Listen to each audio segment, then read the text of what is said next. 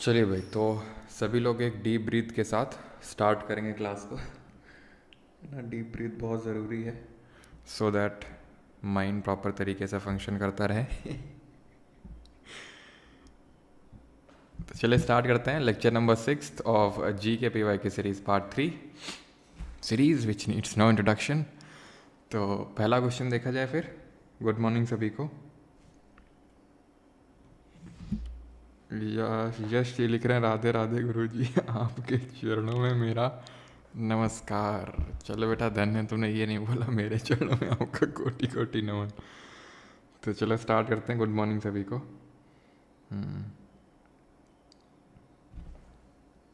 चलिए, तो पहला क्वेश्चन ये रहा हमारी स्क्रीन पे, and that is which of the following is not a poverty alleviation programme in India.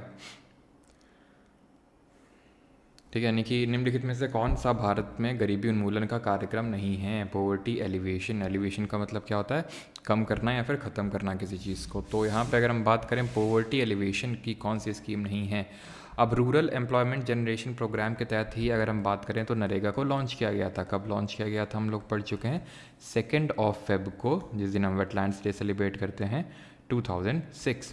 And कब, किस दिन ये नरेगा मनरेगा बना था, आप कमेंट में बताएंगे। ठीक है, तो 2006 में 2 फेब को इसको लॉन्च किया गया था। एंड 2 अक्टूबर, ठीक है, 2 अक्टूबर को ये बना था क्या, 2 अक्टूबर 2009 को बना था ये आपका MG नरेगा। ठीक है, फिर अगर हम बात करें संपूर्ण ग्रामीण रोजगार, नाम ही रोजगार है जिसके थ्रू पॉवर्टी एलिवेशन होगा। नमामि गंगे जो प्रोग्राम है जिसको कि लॉन्च किया गया था इन द ईयर 2014, ठीक है, जून 2014 में इसको लॉन्च किया गया था। And it is not a poverty alleviation scheme, because ये जो एक स्कीम है मिनिस्ट्री ऑफ जल शक्ति के तहत आती है, और इसके तहत गंगा नदी जो कि हमारी देश की राष्ट्रीय नदी है, नेशनल रिवर है, 2008 में नेशनल रिवर इसको डिक्लेयर किया गया था। इंडिया की सबसे बड़ी भी नदी है, 25 किलोमीटर इसकी लेंथ है। इसको अविरल और निर्मल, अविरल मतलब इसका फ्लो कॉन्टिन्यूसली चलता रहे, और निर्मल का मतलब है कि इसको प्योर, मतलब कि इन दी सेंस कि इसमें जो प्रदूषण है उसको हटाया जाए। तो अविरल और निर्मल बनाने के लिए इस स्कीम को लॉन्च किया गया था ना, इस प्रोग्राम को लॉन्च किया गया था अंडर मिनिस्ट्री ऑफ जल शक्ति, और 2014 में इसको लॉन्च किया गया था। और इसको अभी एक्सटेंड किया जा चुका है। एक्चुअल में 2014 से लेकर 2021 तक प्रोग्राम चलना था, बट इसको अभी एक्सटेंड किया जा चुका है 31 मार्च 2026। तो जितनी भी अभी रिसेंट में स्कीम्स या फिर प्रोग्राम एक्सटेंड हुए हैं उन्हीं से ही रिलेटेड क्वेश्चंस पूछे गए हैं, चाहे वो सिलेक्शन पोस्ट एग्जाम रहा हो, चाहे CPA हो, चाहे वो आपका SSC जे एग्जाम हो, या फिर अभी जो ऑनगोइंग CHSL एग्जाम है। ऑप्शन नंबर 4 में जो दिया हुआ है रूरल हाउसिंग इंदिरा आवास योजना, ये रूरल हाउसिंग के लिए तो गवर्नमेंट ऑफ इंडिया की 2 स्कीम चलती हैं। 2022 तक गवर्नमेंट का टारगेट था हाउसिंग फॉर ऑल, सबको घर दे देना है, पक्का मकान दे देना है सभी को। गांव में जो लोग रह रहे हैं उनके लिए इंदिरा आवास योजना चल रही थी, ठीक है, जिसको पहले मतलब लॉन्च तो देखो इसको 1985 में किया गया था, किस नाम से, इंदिरा आवास योजना। लेकिन अभी ये हो चुकी है प्रधानमंत्री, जो प्रधानमंत्री हम बोल सकते हैं rural housing scheme, PM rural housing scheme. ऐसे ही अर्बन पुअर्स के लिए भी एक हाउसिंग स्कीम चलती है जिसके तहत 2022 तक हाउसिंग फॉर ऑल का लक्ष्य है। तो ऑप्शन नंबर 3 यहाँ पे सही आंसर होगा। अगला क्वेश्चन है, which of the following kings took the title of Dakshinapatheshvara lord of the south after defeating Harshavardhan. तो किसने हर्षवर्धन को हराने के बाद दक्षिण पतेश्वर का उपाधि धारण की। महेंद्र वर्मन, नरसिम्हा वर्मन 1, पुलाकेशिन 2, या फिर रुद्रसेन दी 2। आंसर इसका क्या होगा, ऑप्शन नंबर 2 नरसिम्हा वर्मन 1। नहीं, यहाँ पे पूछा है अच्छा हर्षवर्धन को किसने हराया, तो हर्षवर्धन को हराया किसने, पुलाकेशिन 2 ने। मुझे लगा पूछ रहा है पुलाकेशिन को किसने हराया, तो क्योंकि पुलाकेशिन 2 का भी चलो हम पूरा स्टोरी समझते हैं। हर्षवर्धन का एम्पायर अगर हम बात करें, हर्षवर्धन बिलोंग करते थे वर्धन या फिर पुष्यभूति डायनेस्टी से। इनकी ये इस पर्टिकुलर रीजन में सबसे पहले यहाँ से स्टार्ट किया था इन लोगों ने। ये है हरियाणा का रीजन, और इनकी जो कैपिटल हुआ करती थी वो थानेसर हुआ करती थी। एक्चुअल में इनके जो फादर थे हर्षवर्धन, उनका नाम था प्रभाकर वर्धन, ठीक है। प्रभाकर वर्धन के 2 बेटे थे, एक थे राज्यवर्धन जो इनके बड़े बेटे थे, और छोटे बेटे थे हर्षवर्धन जिनके बारे में हमें पढ़ना है। और एक इनकी बेटी भी थी जिनका नाम क्या था, जिनका नाम था राज्यश्री, ठीक है, राज्यश्री इनका नाम था। ये जो एरिया है गंगा और यमुना के बीच का जो यहाँ पे दोआब है, यहाँ पे एक डायनेस्टी रूल कर रही थी जिसको हम बोलते हैं मौखरी। ये पोस्ट गुप्ता डायनेस्टी थी। पोस्ट गुप्ता चाहे ये हर्षवर्धन की डायनेस्टी हो, यानी वर्धन, या फिर पुष्यभूति डायनेस्टी जिसको हम बोलते हैं ये डायनेस्टी हो, या फिर मौखरी यानी गुप्ताज के जाने के बाद, बिकॉज गुप्ता डायनेस्टी यहीं पे रूल कर रही थी इसी एरिया में, तो उनके जाने के बाद यहाँ पे। और यहाँ पे एक था गौड़ प्रोविंस, यहाँ पे गौड़ प्रोविंस हुआ करता था। मौखरी के फाउंडर थे, ध्यान रखना, ईशान वर्मन। ईशान वर्मन क्या थे? फाउंडर थे, ध्यान रखना, मौखरी के। और इनका जो टाइटल था वो ध्यान रखना, महाराजा धीराज। अभी मैंने आपको गुप्ता पढ़ाया नहीं है, लेकिन ध्यान रखना कि जो गुप्ता के चंद्रगुप्त जो फर्स्ट थे, चंद्रगुप्त प्रथम, उनका भी टाइटल जो उन्होंने ले रखा था वो महाराजा धीराज का टाइटल था। अब मौखरी के एक रूलर हुए जिनका नाम था ग्रहवर्मन, उनके साथ इनकी शादी हुई राजश्री की, ग्रहवर्मन। फिर ये जो गौड़ के प्रोविंस, ये जो गौड़ प्रोविंस है, यहाँ पे एक रूलर हुआ करता था शशांक, ठीक है। शशांक ने इनको मार डाला ग्रहवर्मन, क्योंकि इन दोनों किंगडम्स के बीच में फाइट होती थी फॉर दी सुप्रीमेसी, और अल्टीमेटली गौड़ प्रोविंस ये जीत गया, ये शशांक जीत गया। शशांक ने ग्रहवर्मन को मार दिया। फिर मतलब पूरी स्टोरी चलती है, राज्यवर्धन बदला लेने गए, राज्यवर्धन को मार डाला। फिर अल्टीमेटली हर्षवर्धन जो है बदला लेते हैं, शशांक की हत्या करते हैं। कौन? हर्षवर्धन, जो गौड़ प्रोविंस, ये जो ईस्ट इंडिया में रूल कर रहा है। और यहाँ पे इनका फिर एक्सटेंड आप देख सकते हैं हर्षवर्धन का, यहाँ से पूरा थानेसर से लेकर पूरा बंगाल तक जाता है और नर्मदा रिवर के नॉर्थ तक रहता है। अब जब यहाँ तक इन्होंने कर लिया हर्षवर्धन जी ने, तो ये नर्मदा रिवर के साउथ में भी अब जाना चाहते थे। लेकिन जैसे ही गए, यहाँ बैठा हुआ था चालुक्य डायनेस्टी का एक रूलर, और उसका नाम था पुलाकेशिन II, ठीक है। चालुक्य वंश, पुलाकेशिन वन फाउंडर थे चालुक्य वंश के, और पुलाकेशिन II one of the greatest ruler. इन्होंने हरा दिया हर्षवर्धन को नर्मदा रिवर के बैंक्स पे। अब हर्षवर्धन की अगर हम बात करें तो पहली बात तो आंसर ये आपको समझ में आ गया, और हराने के बाद दक्षिण पतेश्वर यानी कि दक्षिण का राजा मैं हूँ, Lord of the south. Harshvardhan का रूल कब से कब तक चला? तो 606 से लेकर 647 ईस्वी तक, 606 से लेकर 647 AD तक इनका रूल चलता है, ये ध्यान रखना। इनके टाइम पे एक ट्रैवलर आता है जो इनके बारे में बताता है, दैट इज़ ह्यून सांग, ठीक है। ह्यून सांग ये रूलर आता है इनके टाइम पे। इसको हम जुआन जांग के नाम से भी जानते हैं, ठीक है। इसको हम जुआन जांग बोलते हैं। ये सेकंड चाइनीज़ ट्रैवलर था। फर्स्ट जो चाइनीज़ ट्रैवलर था वो फा हीन था, जो इंडिया में आया था, वो चंद्रगुप्त द सेकंड के टाइम पे आया था।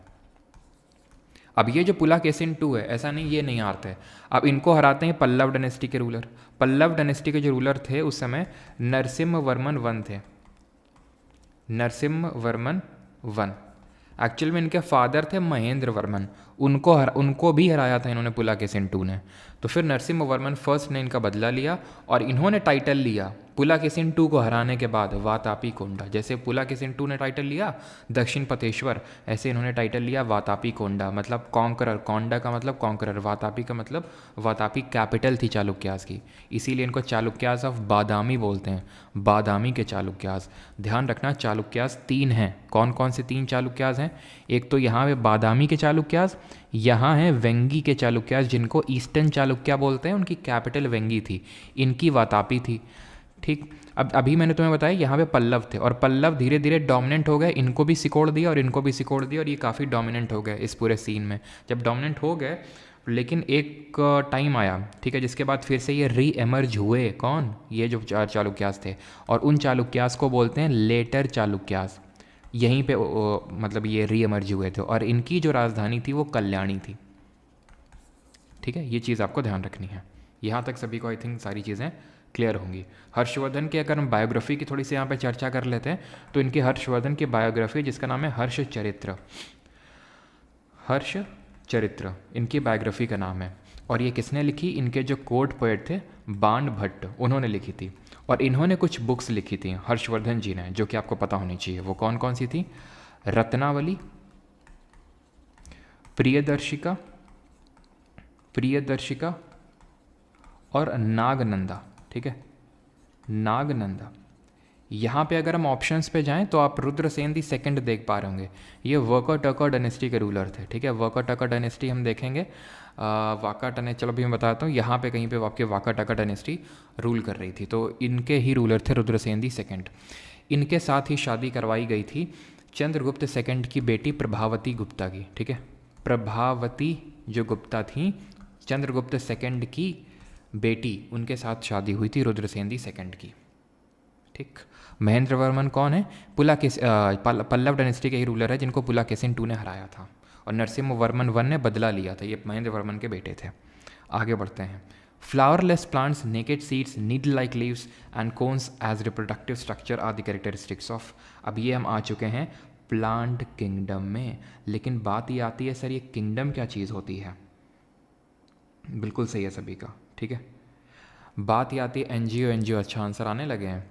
बात ये आती है कि ये किंगडम क्या चीज़ होता है, ठीक है। तो पूरा हम टैक्सोनॉमी, चलो टैक्सोनॉमी आपको बता देता हूँ। टैक्सोनॉमी कुछ इस तरह से चलती है जैसे कि हम ये बोल सकते हैं जैसे कि ये अर्थ है, ठीक है। जैसे हम ये बोल सकते हैं अर्थ है, ठीक है। अर्थ में बहुत सारे क्या है, कॉन्टिनेंट हैं। इन कॉन्टिनेंट में बहुत सारी कंट्रीज़ हैं। इन कंट्रीज़ में बहुत सारे क्या होंगे, कंट्रीज़ में स्टेट्स होंगे। स्टेट्स में बहुत सारे डिस्ट्रिक्ट होंगे। डिस्ट्रिक्ट में हो सकता है बहुत सारे विलेजेस हों। तो इस तरह से हम डिवीज़न देखते हैं। वैसे ही जितने भी हमारा पूरा लिविंग वर्ल्ड है, जीवित पूरा जो संसार है, उसको हम इस तरह से कुछ कैटेगराइज कर देते हैं, ठीक है। किस तरह से हम इस तरह से इसको कैटेगराइज करते हैं, या तो चलो ऐसे ही देख लो। इसकी ट्रिक ये है कि सम, ठीक है, some girls of our class play kabaddi. ये आपको याद रखना है। इस टैक्सोनॉमी पे, टैक्सोनॉमी मतलब डिवीज़न किस तरह से हम करते हैं, तो उस पर क्वेश्चन आया था अभी, ठीक है। अब ये केस है आपका किंगडम, यानी कि एक किंगडम होगा। उस किंगडम में बहुत सारे क्या होंगे आपको देखने को मिलेंगे, फाइलम। उस फाइलम में बहुत सारे आपको देखने को मिलेंगे क्लास। उसमें बहुत सारे देखने को मिलेंगे आपको आवर, आर से ओ से क्या हो जाएगा आपका, एक सेकेंड, ऑफ आर सम, तो एस से तो स्पीशीज़ हो जाएगा, ठीक है। स्पीशीज़ हो जाएगा आपका, इससे हो जाएगा आपका जीनस, ठीक है। Some girls of kingdom, phylum, class, order, ठीक है। ऑर्डर हो जाएगा, एंड ये हो जाएगा आपका फैमिली, ठीक है। Order, family, genus, species. तो इसको आप इस तरह से रिलेट कर सकते हो जैसे ये कॉन्टिनेंट, ये पूरा मतलब प्लैनेट, एक प्लैनेट हो गया। उस प्लैनेट में बहुत सारे कॉन्टिनेंट हैं। कॉन्टिनेंट में बहुत सारी आप कंट्रीज़ मान सकते हैं। कंट्रीज़ में बहुत सारे स्टेट्स हैं। स्टेट्स में बहुत सारे डिस्ट्रिक्ट्स हैं। डिस्ट्रिक्ट में बहुत सारे विलेजेस हैं। विलेजेस में बहुत सारे घर हैं। तो इस तरह से आप इस डिवीज़न को समझ सकते हैं। अब इट वॉज़ द ईयर 1969। कौन सा ईयर था? ये ईयर था 1969, जब एक हमारे साइंटिस्ट थे जिनका नाम था आर वाइटेकर। आर वाइटेकर, इन्होंने क्या किया, जितना भी पूरा हमारा लिविंग वर्ल्ड था उसको 5 किंगडम्स में डिवाइड कर दिया। टोटल 5 किंगडम्स में डिवाइड कर दिए। वो 5 किंगडम्स कौन कौन से थे? वो 5 किंगडम थे, एक सेकेंड, ये इसको मैं यहाँ पे लिखता हूँ बिकॉज मुझे भी प्लांट किंगडम समझाना पड़ेगा, तो इसके लिए यहाँ पे लिखता हूँ मैं, ठीक है। तो आर वाइटेकर जी ने क्या किया, वाइटेकर कब किया ये भी बहुत इंपॉर्टेंट है, ईयर भी आपसे पूछता है। 1969 में इन्होंने पूरे लिविंग वर्ल्ड को 5 किंगडम्स में बांट दिया। कौन कौन सा? मोनेरा, प्रोटिस्टा, फंजाई यानी कि फंगस, प्लांटे एंड एनिमेलिया। ये 5 किंगडम से बांट दिया उन्होंने। मोनेरा, प्रोटिस्टा, फंजाई, प्लांटे और एनिमेलिया, ये 5 किंगडम्स हैं। अब इसमें से हमें पढ़ना होता है प्लांटे और एनिमेलिया के बारे में मेनली, जिससे क्वेश्चन पूछा जाता है। अब हम यहाँ पे पढ़ते हैं प्लांटे के बारे में, ठीक है। ध्यान समझ लीजिएगा, नहीं तो फिर बार बार का हमेशा का डाउट रहेगा कि सर ये क्या हो गया, वो क्या हो गया। एक बार समझ लीजिए, कायदे से क्वेश्चन इससे रेपिटेटिवली आते हैं, ठीक है। तो यहाँ पे हम प्लांटे किंगडम के बारे में पढ़ने वाले। अब किंगडम है तो इसके अंडर में फाइलम्स आएंगे। तो किस तरह से डिवीजन होता है, तो ऐसे समझो कि बहुत सारे प्लांट्स हैं, ठीक है। वाइटेकर जी ने क्या किया या फिर क्या कहा प्लांट्स है कि भाई देखो, जिन लोगों के पास एकदम भी वेल डिफरेंशिएटेड रूट्स और शूट्स नहीं है, that means no well differentiated roots and shoots, यानी कि पता ही नहीं चल रहा है देख के कि कहाँ रूट है कहाँ शूट है, तो वो लोग पहले आ जाओ सामने। तो वो लोग आ गए सामने और उनको उन्होंने बोल दिया थैलोफाइटा। क्यों? क्योंकि उनकी थाली में सारी चीज़ फैली हुई थी। थाली फैली या फिर थैली में सारी चीज़ फैली हुई है, यानी कि कुछ पता ही नहीं चल रहा। जैसे कि नहीं, तुमने थैली में कुछ 3-4 चीज़ें डाल दी, सब आपस में मिक्स हो जाती हैं, पता ही नहीं चलता कौन क्या है। तो वैसे ये वो प्लांट है जिनमें पता ही नहीं चलता है कि कौन क्या है। तो जैसे जो हमारे एल्गे होते हैं, जो भी हमारे जितने भी हमारे एल्गे होते हैं, जैसे खासकर जो ग्रीन एल्गे होते हैं, जैसे कि हमारा स्पाइरोगैरा हो गया, जैसे कि हमारा क्लैमिडोमोनास हो गया, क्लैमिडोमोनास हो गया, या फिर हमारे लाइचेंस हो गए। लाइचेंस क्या होते हैं? ये सिम्बायोटिक रिलेशनशिप होते हैं फंगस और एल्गे के। ये सारे आपके थैलोफाइटा की कैटेगरी में आएंगे। इसके बाद हम आते हैं कि भाई चलो तुम में वेल डिफरेंट रूट्स और शूट्स हैं, ठीक है, मान लिया कि तुम्हें रूट पता चल रही है देख के, शूट पता चल रही है, लेकिन अगर तुम में कंडक्टिंग टिश्यूज़ नहीं है, कंडक्टिंग टिश्यूज़ की मतलब है कि संवहनी ऊतक नहीं है, जाइलम एंड फ्लोएम टाइप के आपके कंडक्टिंग टिश्यूज़ नहीं है। हमें पता है कि जो जाइलम और फ्लोएम है क्या है? टिश्यूज़ हैं जो प्लांट से पाए जाते हैं। जाइलम जल का यानी कि वाटर का ट्रांसपोर्ट करता है, फ्लोएम फॉल यानी कि फूड का ट्रांसपोर्ट करता है। हम इसके बारे में भी पढ़ेंगे जब टिश्यू का कोई क्वेश्चन आएगा। तो इनमें क्या होता है? कोई कंडक्टिंग टिश्यू नहीं होता है, ठीक है। तो क्या नाम दिया उन्होंने, वाइट टेकर जी ने, इनको नाम दिया ब्रायोफाइटा, ठीक है, इनको नाम दिया आपका ब्रायोफाइटा, ठीक है। अब ब्रायोफाइटा के एग्जाम्पल्स पूछ लेता है, तो BMW ऐसे करके, तो M से हो जाएगा आपका मोजेस, जिसको कि हम फ्यूनेरिया के नाम से भी जानते हैं, ध्यान रखना, इसको हम फ्यूनेरिया के नाम से भी जानते हैं। और इसके अलावा आपका मर्चेंटिया हो जाएगा, मर्चेंटिया। इसके अलावा आपके BMW में चलोगे तो हॉर्न मारना पड़ेगा आपको, हॉर्नवर्ट। लिवर खराब हो जाएगा आपका हॉर्न मार मार के, तो लिवर वर्ट। ये सब इसके एग्जाम्पल्स हैं, ठीक। और कौन ये सब करता है? ये सब काम रिंकिया के पापा करते हैं, तो रिक्किया। ये सब इसके एग्जाम्पल्स हैं ब्रायोफाइटा के। ब्रायोफाइटा को हम एम्फीबियंस ऑफ प्लांट किंगडम्स के नाम से जानते हैं, यानी कि पादप जगत के उभयचर होते हैं। एम्फीबियन का मतलब होता है जो लैंड और वाटर में दोनों में रह सकता है, उसको एम्फीबियन बोलते हैं, जो ब्रायोफाइटा है। अब अगर आपके पास कंडक्टिंग टिश्यूज़ हैं तो हम आपसे ये पूछेंगे कि क्या आप सीड प्रोड्यूस करते हैं? No seed. अगर नहीं है तो आ जाइए पहले सामने। तो वाइट टेकर जी ने इनको क्या बोल दिया? वाइट टेकर जी ने इनको बोल दिया टेरिडोफाइट्स, टेरिडोफाइट्स, जिनमें कि हिडन रिप्रोडक्टिव ऑर्गन है, इसीलिए इनको हम क्रिप्टोगैम्स बोल देते हैं। क्या बोल देते हैं? क्रिप्टोगैम्स। ऐसा नहीं, क्रिप्टोगैम्स ये भी होते हैं, ये भी होते हैं, बट मेजरली अगर हम बात करें प्राइमरली तो क्रिप्टोगैम्स ये, और जिनमें कि हिडन रिप्रोडक्टिव ऑर्गन्स होते हैं, सीड नहीं होती इनमें, ठीक है। बस ये होता है कि इनमें कंडक्टिंग टिश्यूज़ होते हैं। इनमें क्या होते हैं? Well different roots and shoots नहीं होते हैं, ठीक है। इनमें क्या होते हैं रूट्स एंड शूट्स, लेकिन कंडक्टिंग टिश्यू नहीं होते हैं। इनमें क्या कंडक्टिंग टिश्यू होता है लेकिन सीड नहीं होती है, ठीक है। अब अगर इसमें सीड नहीं है टेरिडो में, तो इसमें भी सीड नहीं होगी, इसमें भी नहीं होगी। इसमें अगर कंडक्टिंग टिश्यू नहीं है तो इसमें भी कंडक्टिंग टिश्यू नहीं होंगे। समझ पा रहे होंगे आप बात को, ठीक है। तो ये क्रिप्टोगैम्स की कैटेगरी में आ जाते हैं। टेरिडोफाइट के एग्जाम्पल क्या क्या हो जाते हैं? फर्न हो गया, हॉर्सटेल हो गया, फर्न हो गया, हॉर्सटेल हो गया, ये आपके टेरिडोफाइट्स के एग्जाम्पल हो जाएंगे। आप यहाँ पे मर्सीलिया भी लिख सकते हैं, ठीक है, मर्सीलिया। मर्चेंटिया यहाँ पे, मर्सीलिया यहाँ पे है। अब ये जो प्रोड्यूस करते हैं, ठीक है, उनको हम दो कैटेगरी में डिवाइड करते हैं फर्दर। वो कौन कौन होते हैं? एक तो आएंगे आपके, एक्चुअल में इनको हम बोल देते हैं फैनरोगैम्स, ठीक है। जैसे ये टेरिडोफाइट हैं तो इनको फैनरोगैम बोल देंगे। इनको हम दो कैटेगरी में डिवाइड करते हैं। एक तो वो जिनमें सीड तो है लेकिन खुला सीड है, कोई कवरिंग नहीं है, यानी कि there is a naked seed, और उनको बोल देते हैं जिम्नोस्पर्म। क्यों जिम्नोस्पर्म बोल दिया वाइट टेकर जी ने? क्योंकि लोग उन्होंने देखा कि आर्नोल्ड श्वार्ज़नेगर से काफ़ी इंस्पायर्ड हुए वाइट टेकर जी। उन्होंने देखा आर्नोल्ड श्वार्ज़नेगर जो काफ़ी बड़ा बॉडी बिल्डर है, वो जब जिम जाता है तो खुला रहता है, बुल के टाइप खुला रहता है, वो कपड़े वपड़े नहीं पहनता है। तो उसी तरह इन्होंने बोला कि ये लोग भी कवरिंग नहीं रखते हैं अपनी सीट में, ये लोग, ठीक है। तो इनको हम जिम्नोस्पर्म बोलेंगे। जिम वर्ड है, जो जिम जाता है वो खुला रहता है, यानी कि दे बियर दी नेकेड सीड्स, ठीक है, दे बियर दी नेकेड सीड्स, यानी कि इनमें कवरिंग नहीं होती है। अब जिम कौन जाता है? तो जो देवदास टाइप के लोग होते हैं, जिनको कोई धोखा टाइप मिला हुआ है, ठीक है, तो बॉडी बनाने जाते हैं, इंतजाम लेने, ठीक है। तो देवदास लोग जाते तो हैं लेकिन वहाँ पे पीने लगते हैं, तो आपका पाइनस हो गया, ठीक है, पीने लगते हैं, PINUS, पाइनस हो गया।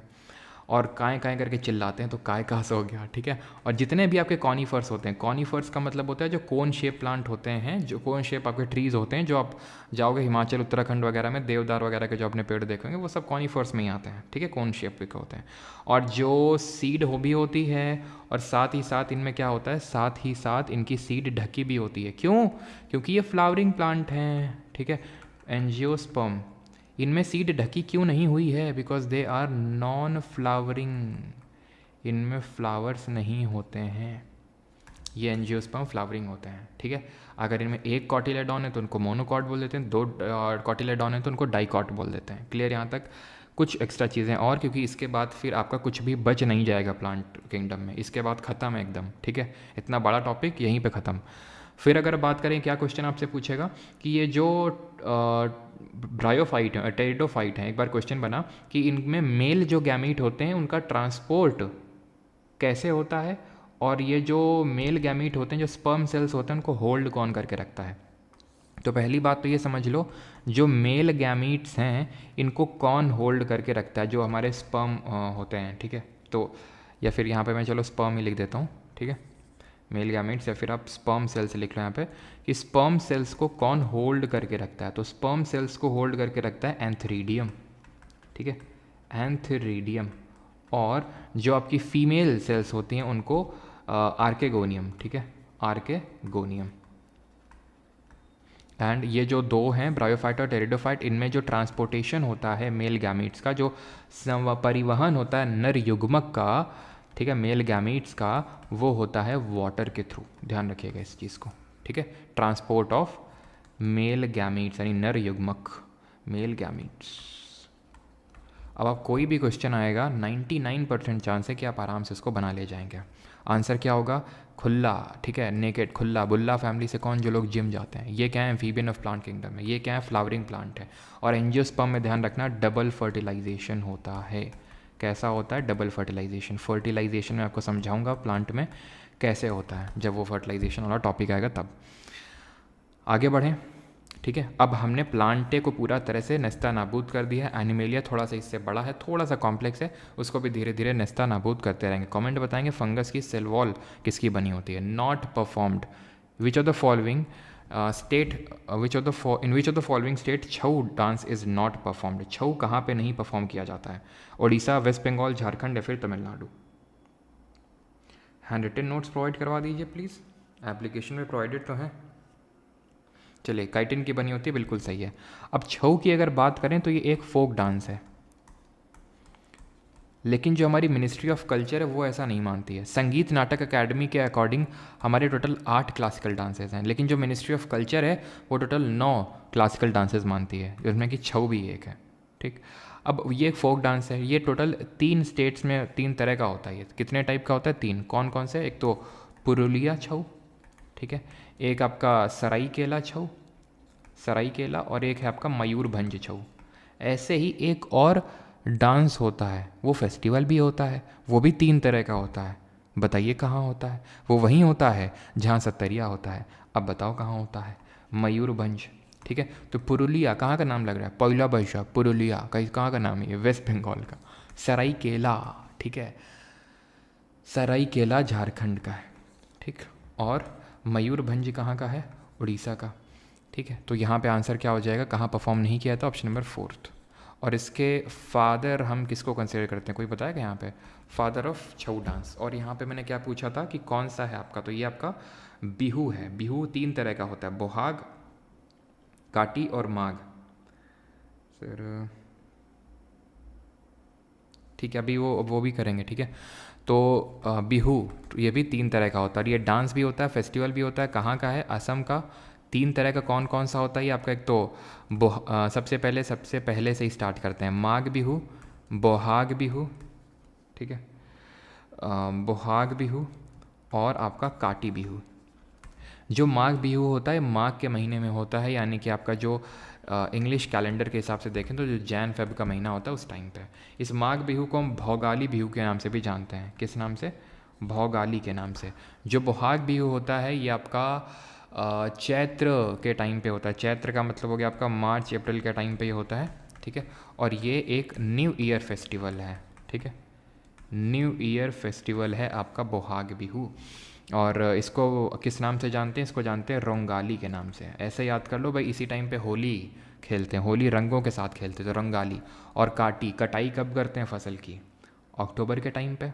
3 तरह की फसलें होती हैं, रबी, खरीफ, ज़ैद। मानसून फसलें कौन होती हैं? खरीफ जो अभी बोई जाएंगी यानी कि जुलाई के टाइम पे, और काटी कब जाएंगी? अक्टूबर के टाइम पे। तो ये आपका वही अक्टूबर के टाइम पे इसको सेलिब्रेट किया जाता है। तो यहाँ पे आंसर हो जाएगा आपका ऑप्शन नंबर 4, ठीक है। चलिए आगे बढ़ें।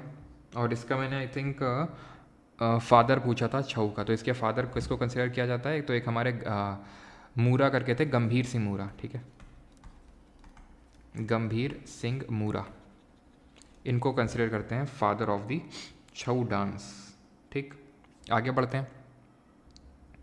विच of the following sultans of Delhi, और ज़रा ये बताइए फादर ऑफ कार्नेटिक म्यूजिक किसको बोलते हैं? फादर ऑफ कार्नेटिक म्यूजिक किसको बोलते हैं? अगला है हमारा, which of the following sultans of Delhi set up the officers like Barid and Munhiyas to control the market. जब भी मार्केट की बात आएगी अलाउद्दीन खिलजी छाती ठोकता हुआ बाहर निकलेगा, मुझको बड़े अच्छे से आता है मार्केट को कंट्रोल करना। क्यों, किसने वो करके दिखाया? कैसे? इसने सहनाए मंडी करके ऑफिसर्स अपॉइंट किए सो दैट मार्केट में चेक्स एंड बैलेंसेस मेंटेन किया जा सके। क्यों? और एक ये भी याद कर लो, सराय आदिल, ये क्या है? ये क्लॉथ मार्केट है, Sarai Adil. What is this? Cloth market. बात ये आती क्यों इसने किया? क्योंकि सैलरी कम देता था सोल्जर्स को, और सोल्जर्स कम सैलरी में भी खुश थे। क्यों? क्योंकि उसने मार्केट में चीज़ों के दाम घटा के रखे थे और लोग बढ़ाए ना दाम, इसलिए इनको अपॉइंट कर रखा था ऑफिसर्स को। ठीक है, तो इसी वजह से इतनी अच्छी आर्मी को मैनेज कर पाया। अलाउद्दीन खिलजी के रिगार्डिंग इस चीज़ को ध्यान रखना है कि ही वॉज दी वन जिसने इल्तुतमिश के द्वारा शुरू किया गया एकता सिस्टम को फाइनली पूरी तरह से ख़त्म किया। अलाउद्दीन खिलजी ने दाग और चेहरा सिस्टम इनको इंट्रोड्यूस किया। दाग क्या है? दाग was like of branding of horses, horses की ब्रांडिंग करी जाती थी। एंड चेहरा क्या है? चेहरा में एक तरह से सोल्जर्स की आइडेंटिटी, जिसको कि हम हुलिया के नाम से भी जानते हैं, हुलिया, उसको मेंटेन किया जाता था। अलाउद्दीन खिलजी का एक मिलिट्री कमांडर हुआ जिसका नाम था मलिक काफूर। मलिक काफूर ये एक मिलिट्री कमांडर था जिसको कि 1000 दिनार दे के ख़रीदा था गुजरात से, इसीलिए इसका नाम 1000 दिनारी पड़ गया। ठीक है, 1000 दिनारी। और इसने अलाउद्दीन खिलजी के लिए साउथ इंडिया में एक्सपेडिशन की है। साउथ में ये जाके जो वारंगल के काकातियाज थे उनको हराया। ठीक है, जिनके बारे में पढ़ चुके हैं, ज़रा बताइए काकातियाज की फ्यूडेटरीज कौन थे, सामंत कौन थे? यादव्स को हराया, जो देवगिरी के यादव्स थे उनको हराया, पल्लवास को हराया। तो इन सब को हरा के आया था मलिक काफूर। मलिक काफूर के अलावा इसके कोर्ट में एक पोएट था जिसका नाम था आमिर खुसरो, जो निज़ामुद्दीन औलिया का डिसाइपल था। ध्यान रखना, निज़ामुद्दीन औलिया का। और इसको अलाउद्दीन खिलजी ने टाइटल दिया था तूते हिंद। क्यों दिया था? क्योंकि इसने यानी आमिर खुसरो ने उसको यानी अलाउद्दीन खिलजी को टाइटल दिया था सिकंदर आज़म का। ठीक है, सिकंदर आज़म। तो एक दूसरे को टाइटल खेल रहे थे दोनों। तूते हिंद का मतलब क्या होता है? Parrot of India. फिर आपको एक चीज़ याद रखनी है, दैट इज़ किसने 3 तरह के टैक्स इंट्रोड्यूस किए थे। 3 टाइप्स ऑफ टैक्सेस को इसने इंट्रोड्यूस किया। कौन कौन से? जजिया, जो कि नॉन मुस्लिम्स पे लगते थे, यानी कि मेनली हिंदूज़ और जो बाकी नॉन मुस्लिम उन पे लगाया जाता था। ज़कात, जो कि सिर्फ मुस्लिम पे लगाया जाता था। एंड तीसरा होता था हमारा घरई। घरई वॉज अ हाउस टैक्स। ये क्या था? हाउस टैक्स था। इसी तरह एक चरई भी होता था, ध्यान रखना, चरई होता था पैस्टोरल टैक्स, जो चरवाहों पे लगता था। ज़कात मुस्लिम्स पे लगता है। ठीक है, जजिया तो पता है सबको कि जजिया जो नॉन मुस्लिम्स हैं उन पे लगता है जजिया। अलाउद्दीन खिलजी की बात करें, इसका टेन्योर कितना था? तो टेन्योर इसका 1296 से लेकर 1316 ईस्वी तक था। अभी तक मैंने तुम्हें ये नहीं बताया है कि दिल्ली सल्तनत क्या, कब, कैसे इस्टेब्लिश हुई और कौन कौन सी डायनेस्टीज़ आई। तो समझ लो इसको कि दिल्ली सल्तनत में कौन कौन सी डायनेस्टीज़ आई। ठीक है, दिल्ली सल्तनत में कैसे क्या रूल रहा। तो दिल्ली सल्तनत में हमें पता है कि 1206 से रूल स्टार्ट होता है 1206 AD से। दिल्ली सल्तनत में बहुत सारी डायनेस्टीज़ आई जिनको हम याद करते हैं सख्त सा लौंडा से, सख्त सा लौंडा ऐसे करके याद करते हैं। ठीक है, कोई दिल पे नहीं लेगा। इसको बोलते हैं स्लेव डायनेस्टी या फिर मामलुक वंश बोलते हैं। यह है आपकी खिलजी डायनेस्टी, यह है आपकी तुगलक डायनेस्टी, इनके बाद आई तुगलक्स। ये है आपकी सैयद डायनेस्टी, इनके बाद आया सैयद। और ये है लोधी डायनेस्टी, यानी इनके बाद आए लोधी डायनेस्टी। स्लेव डायनेस्टी के बारे में भी हम कुछ नहीं पढ़ रहे हैं। ठीक है, बस जानना है तो जान लो कि कुतुबुद्दीन ऐबक इसका फाउंडर था और ये 1206 में इस्टेब्लिश होती है और 1290 में आके ख़त्म हो जाती है। और खिलजी चलाते हैं 1290 में स्टार्ट करते हैं ये। और ये फाउंडर कौन था इसका? जलालुद्दीन खिलजी था, जो कि फादर इन लॉ था अलाउद्दीन खिलजी का। और अलाउद्दीन खिलजी ने पहले इसको मारा और फिर अपना जो है रूल स्टार्ट किया। बख्तियार खिलजी से इसको रिलेट नहीं करना है। बख्तियार खिलजी वही है जिसने नालंदा यूनिवर्सिटी को डिस्ट्रॉय किया। नालंदा यूनिवर्सिटी को किसने बनाया था? कुमारगुप्त वन ने, लेकिन इससे कोई लेना देना नहीं है जलालुद्दीन खिलजी से। तो ये फाउंडर था। इसके बाद आता है अलाउद्दीन खिलजी। तो अलाउद्दीन खिलजी का 1296 से लेकर 1316 तक चला, फिर 1-2 साल तक और रूल चला, रफली 1320 तक, और उसके बाद तुगलक आ गया था। तुगलक में घियासुद्दीन तुगलक फाउंडर था। यहाँ पे ऑप्शन में तो है मोहम्मद बिन तुगलक और शमसुद्दीन इल्तुतमिश, लेकिन उस पर भी मैं नहीं जा रहा हूँ, ठीक है, क्योंकि इतना ही आपके लिए भी सफिशिएंट है। याद करें अलाउद्दीन खिलजी का टेन्योर इकता ख़त्म किया, दागन चेहरा लाया, ठीक है। इसने शहनाई मंडी कौन होता था? ये ऑफिसर होता था जो इसके लिए रिस्पॉन्सिबल होता था कि भाई कोई प्राइसेस ना बढ़ाए, ठीक है। मुनैया क्या होते थे? सीक्रेट स्पाइस, यानी छिप छिप के देखते थे। ये तो ऑफिशियल था, सबको पता है कि भाई ये शहनाई मंडी है, लेकिन ये इनके बारे में किसी को पता नहीं चलता था। सराय आदिल कौन होता है? तो सराय आदिल कोई पर्सन नहीं है, एक मार्केट है, क्लॉथ मार्केट, ठीक है। फिर हमने देखा कि मलिक काफूर, आमिर खुसरो के बारे में, 3 टाइप ऑफ टैक्सेस के बारे में, ठीक है। चलिए आगे बढ़ते हैं। Under which schedule of the Indian constitution is the form of oath और अफर्मेशन फॉर अ जज of the supreme court mention? भारतीय संविधान की किस अनुसूची के अंतर्गत सर्वोच्च न्यायालय के न्यायाधीश के शपथ या फिर प्रतिज्ञान का स्वरूप उल्लेखित है? जब हमारा कॉन्स्टिट्यूशन बना था 26 नवंबर 1949, तो उसमें 395 आर्टिकल यानी 395 अनुच्छेद, 8 शेड्यूल यानी कि 8 अनुसूचियाँ थी, और 22 पार्ट यानी कि 22 भागों में विभाजित था। लेकिन अभी अगर हम बात करें प्रेजेंट टाइम में, तो रफली 448 आर्टिकल है, अनुच्छेद हैं। ये उतना इंपॉर्टेंट नहीं है रटने के लिए आपको कि कितने हैं, लेकिन ये तो आपको पता ही होना चाहिए, आई होप पता भी होगा कि 12 अनुसूचियाँ हैं, 12 शेड्यूल्स हैं, एंड कितने पार्ट्स हैं? टोटल 25 पार्ट्स हो चुके हैं। तो इन शेड्यूल्स के बारे में हम अभी यहाँ पर पढ़ने वाले हैं। 12 शेड्यूल्स हैं, ओरिजिनली 8 थे, यानी कि इन चारों को अमेंडमेंट यानी कि संशोधन से जोड़ा गया। अभी हम देखेंगे कि संशोधन से जोड़ा गया, लेकिन पहले एक एक करके देखते हैं कि हमें अपनी शेड्यूल्स को कैसे याद करना है। यहाँ पे शेड्यूल 1, 2, 3, 4 ऐसे लिखा हुआ है। राइट साइड में जो डिटेल लिखी हुई है इसको बिल्कुल नहीं देखना है आपको, अभी नहीं देखना है, ठीक है। या देख भी सकते हो जैसे तुम्हारा मन हो ठीक है। तो यहाँ पे इसको हम याद करते हैं कैसे? टीयर्स ऑफ ओल्ड पीएम, ठीक है, टीयर्स ऑफ ओल्ड पीएम, ठीक है। और एक चीज़ भाई कि कुछ लोग व्हाट्सएप पे मैसेज करते रहते हैं कि सर देखिए इन्होंने आपकी ट्रिक कॉपी कर ली, टीयर्स ऑफ ओल्ड पीएम। तो मैं बता दूं ये मेरी ट्रिक नहीं है, और किसकी ट्रिक है मुझे नहीं पता, ये सदियों से ट्रिक चली आ रही है, ठीक है। तो कोई मेरी ट्रिक नहीं है, तो इस वजह से, क्योंकि काफ़ी लोग बोलते रहते हैं ना सर देखो उन्होंने आपकी ट्रिक कॉपी कर ली, तो ये मेरी ट्रिक नहीं है, ठीक है। ये पता नहीं किसकी, ये सदियों से चली आ रही है, एटलीस्ट 10-15 साल से तो चली आ रही है। चलो, तो टीयर्स ऑफ ओल्ड पीएम, तो टी से है आपका टेरिटरी। टेरिटरी का मतलब क्या है? स्टेट एंड यूनियन टेरिटरीज, उनका नाम और उनका बाउंड्री दिया हुआ है कि उनका नाम क्या है और उनका कितना क्षेत्राधिकार है, वो है टी से। टी से आपको टेरिटरी याद रखना है, यानी कि स्टेट और यूटीज़ के नेम और उनका कितना टेरिटोरियल बाउंड्री है, वो दिया हुआ है पहली अनुसूची में। दूसरी में क्या दिया हुआ है? ई से है एमोल्यूमेंट। एमोल्यूमेंट का मतलब होता है कितना भत्ता मिल रहा है, तो हिंदी में इसको क्या बोल सकते हैं कि राज्यों और केंद्र शासित प्रदेशों के नाम व उनके क्षेत्राधिकार, ठीक है। एमोल्यूमेंट क्या है? कितना भत्ता मिलता है, किसको? ये लिखे हुए हैं ऑफिस। क्या याद करना है? अभी तक तो क्वेश्चन नहीं पूछा गया आपके पेपर में एसएससी में, तो क्यों इतना लोड लेना, बस इतना याद रखो भत्ता किसमें, इसमें दिया हुआ है। ए से क्या है? ए से आपका एफर्मेशन। एफर्मेशन का मतलब होता है ओथ लेना, तो ओथ, ठीक है। ए से अफर्मेशन एंड ओथ, कौन कौन? तो ये आपको याद करने की भी ज़रूरत नहीं हुई, जैसे मैंने बताया क्वेश्चन नहीं पूछा अभी। चौथे में क्या है? चौथे में राज्यसभा। आर से राज्यसभा है ये, तो इसमें क्या दिया हुआ है? राज्यसभा में सीटों का आवंटन, that is distribution of seats in the Rajya Sabha, कि कितने स्टेट से, किस स्टेट से, किस यूटी से कितने रिप्रेजेंटेटिव्स आएंगे राज्यसभा में, वो दिया हुआ है। एस से यहाँ पे शेड्यूल्ड एरिया यानी अनुसूचित क्षेत्र और अनुसूचित जनजाति का प्रशासन कैसे किया जाएगा, उनका एडमिनिस्ट्रेशन। ओ से क्या है? ओ से है अदर शेड्यूल्ड एरियाज, ऐसे याद करना है। ओ से क्या याद करना है? अदर शेड्यूल्ड एरियाज, ओ से। अब अदर शेड्यूल्ड एरियाज़ में कौन कौन से अदर शेड्यूल्ड एरियाज़ हैं? Scheduled areas of Assam, Meghalaya, Tripura और मिज़ोरम। इसको बोलते हैं एटीएम मनी। इसको मतलब याद करने की ट्रिक है ये, एटीएम मनी।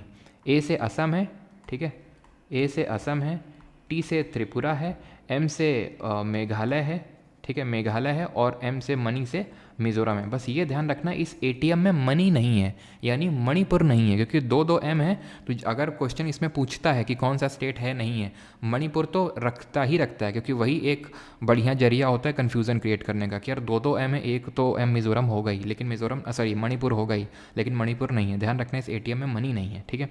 एफ से क्या है? एफ से यहाँ पे फेडरल प्रोविजंस। फेडरल प्रोविजंस का मतलब क्या होता है? फेडरल का मतलब हमेशा ध्यान रखना इस चीज़ को होता है सेंटर और स्टेट के बीच में, यानी कि केंद्र और राज्यों के बीच में शक्तियों का बंटवारा, that is division of powers. तो इसमें फेडरल प्रोविजंस का मतलब है 3 तरह की लिस्ट दी हुई हैं, यूनियन लिस्ट यानी संघ सूची, स्टेट लिस्ट यानी कि राज्य सूची, और कॉन्करेंट लिस्ट यानी कि समवर्ती सूची।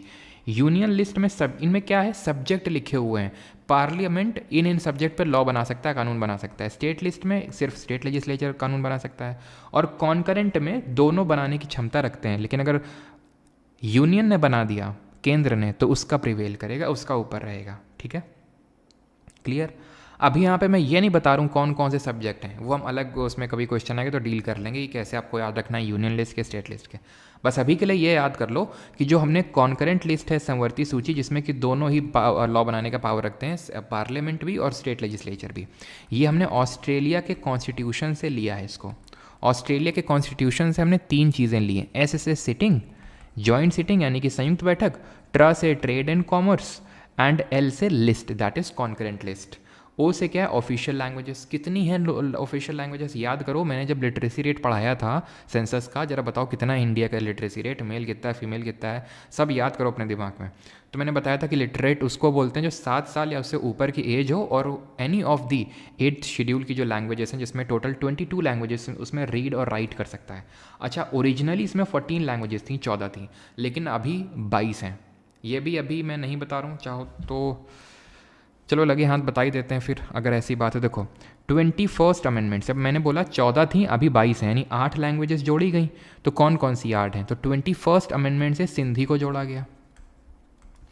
देन 71st अमेंडमेंट से KMN, KMN का मतलब है कोंकणी, मणिपुरी एंड नेपाली, ये है।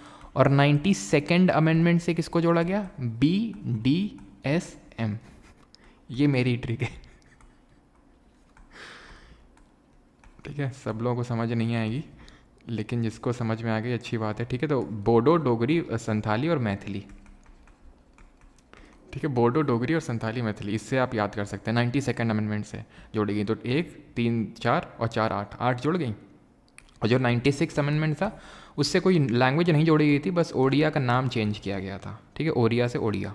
ठीक, ये किया गया था। 9th 10th 11th and 12th, obvious सी बात है इनको हमने किसी अमेंडमेंट से जोड़ा होगा, संशोधन करके। तो 9th वाली को 1st अमेंडमेंट से जोड़ा था, पहले संविधान संशोधन से। 10वें वाले को जोड़ा हमने 52nd अमेंडमेंट से, 52वें संविधान संशोधन से। इसको जोड़ा 73rd अमेंडमेंट से, 73 से, और इसको जोड़ा 74 से, 74 से। ये 1951 में हुआ, 1985, 1992 और ये 1992, इम्प्लीमेंट 93 में हुए थे जाके ये। ठीक है, तो ये अमेंडमेंट है। पहले से अमेंडमेंट से 9th शेड्यूल जोड़ा गया, 9वीं, 52nd अमेंडमेंट से 10th, 73rd से 11th शेड्यूल, और 74 से 12th शेड्यूल। अब यहाँ पे ओ तक हो गया। एल से क्या है? ये एल, ओल्ड PM। एल से है लैंड प्रोविजंस, इसमें लिखा हुआ था, इसमें मतलब लैंड सीलिंग एक्ट को लेके प्रोविजन आए थे। और 9th शेड्यूल में ही पार्लियामेंट ने ये बोला कि अगर हम किसी चीज़ को 9वीं अनुसूची में डाल देंगे तो वो बियॉन्ड जुडिशियल रिव्यू हो जाएगी, यानी कि जो न्यायपालिका है उसमें कोई भी रिव्यू यानी उसकी समीक्षा नहीं कर सकती है। जो कि बाद में एक IR कोहेलो केस हुआ, उसमें इसको ख़त्म कर दिया गया। मतलब उसमें सुप्रीम कोर्ट ने बोला कि जुडिशियल रिव्यू बेसिक फीचर है कॉन्स्टिट्यूशन का, उसको आप नहीं हटा सकते हैं। तो 9th शेड्यूल केस के नाम से जाना जाता है आपका IR Coelho case. Schedule number 10 में D का मतलब है डिफेक्शन या फिर disqualification due to defection. Defection का मतलब क्या होता है?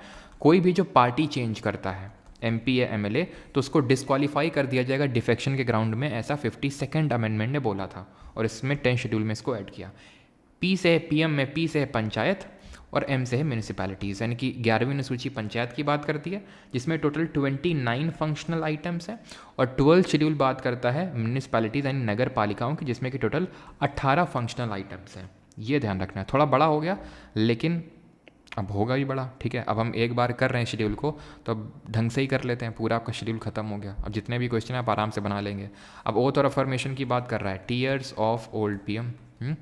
तो 1 2 3 अफर्मेशन और ओथ किस में? 3rd शेड्यूल में है, ख़त्म। ठीक है, तो ऑलमोस्ट सारी चीज़ें बता दी हैं, एक्सेप्ट 7th शेड्यूल में जो यूनियन लिस्ट, स्टेट लिस्ट और कॉन्करेंट लिस्ट के सब्जेक्ट, वो अभी नहीं बताएं, वो जब कोई क्वेश्चन आएगा तो वहाँ पे बता दूंगा कौन से कैसे सब्जेक्ट हैं। ठीक है, आगे बढ़ते हैं। और किस अमेंडमेंट से किस लैंग्वेज को जोड़ा गया, ये भी मैंने आपको बता दिया। ठीक है, किसी कोई डाउट तो नहीं आता? क्वेश्चन नंबर 7 पे आते हैं। इन 1908 खुर्दीराम Bose along with whom was involved in throwing a bomb at a carriage believing it to be occupied by Kingsford, the then sitting judge of Muzaffarpur. लेकिन उसमें था नहीं, गलती से 2 औरतें मर गई उसमें। बिल्कुल सही है, थर्ड। चलो, तो यहाँ पे 10 बहाने हाँ बिल्कुल ठीक है। तो 1908 खुर्दीराम बोस और प्रफुल्ल चाकी जी थे हमारे, ऑप्शन नंबर 2। खुर्दीराम बोस जी को इसके बाद फांसी दे दी गई और इन्होंने प्रफुल्ल चाकी जी ने सुसाइड कर लिया था।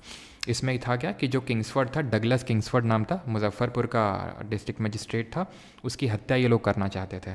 तो गलती से वो उसमें था नहीं, जिस कैरियज में बम फेंका 2 औरतें मर गई, ये मरा नहीं। ठीक है, इसी सेम टाइम पे 1909 में 1909 में नासिक कॉन्स्पिरेसी केस हुई, एक नासिक कॉन्स्पिरेसी केस, जिसमें कि AMT जैक्सन करके था, एक जैक्सन करके था, जैक्सन ये जज था उस समय जिसने कि सावरकर जी का ट्रायल किया था। इसलिए उसको वो उस चीज़ का बदला लेने के लिए अनंत कन्हेरे, ठीक है, अनंत कन्हेरे एंड कृष्णा जी कर्वे, नाम याद रखिएगा, कृष्णा जी कर्वे, इन्होंने इसको जो है मारा, किसको? जैक्सन को। तो ये 1909 याद रखिएगा, नासिक कॉन्स्पिरेसी केस। ऐसे ही 1897 में चापेकर ब्रदर्स ने, चापेकर जो बंधु थे, उन्होंने रैंड को मारा, यानी कि रैंड, ठीक है, रैंड कौन था? प्लेग कमिश्नर था ये उस समय, ठीक है, इसके समय में प्लेग फैला था, इसलिए इसको मारा, बदला में, है ना। तो चापेकर ब्रदर्स ने जो है रैंड की हत्या कर दी। और अगर हम बात करें, एक कल हम लोगों ने पढ़ा था 1929 में, कुछ पढ़ा था, याद करिए। सॉन्डर्स, कुछ याद आया? सॉन्डर्स, भगत सिंह, सुखदेव, राजगुरु जी, सॉन्डर्स की हत्या करी, क्यों? लाला लाजपत राय की लाठीचार्ज से हत्या करी थी, वो करी थी जेम्स स्कॉट ने, लेकिन गलती से सॉन्डर्स मर गया। ये लाहौर कॉन्स्पिरेसी केस के नाम से जाना जाता है। 23 मार्च 1931 को तीनों लोगों को फांसी दी गई। ठीक है, अगला क्वेश्चन देखते हैं, that is which of the following Kings of Tuluva dynasty assume the title of यवन राज स्थापनाचार्य। ठीक है, यवन राज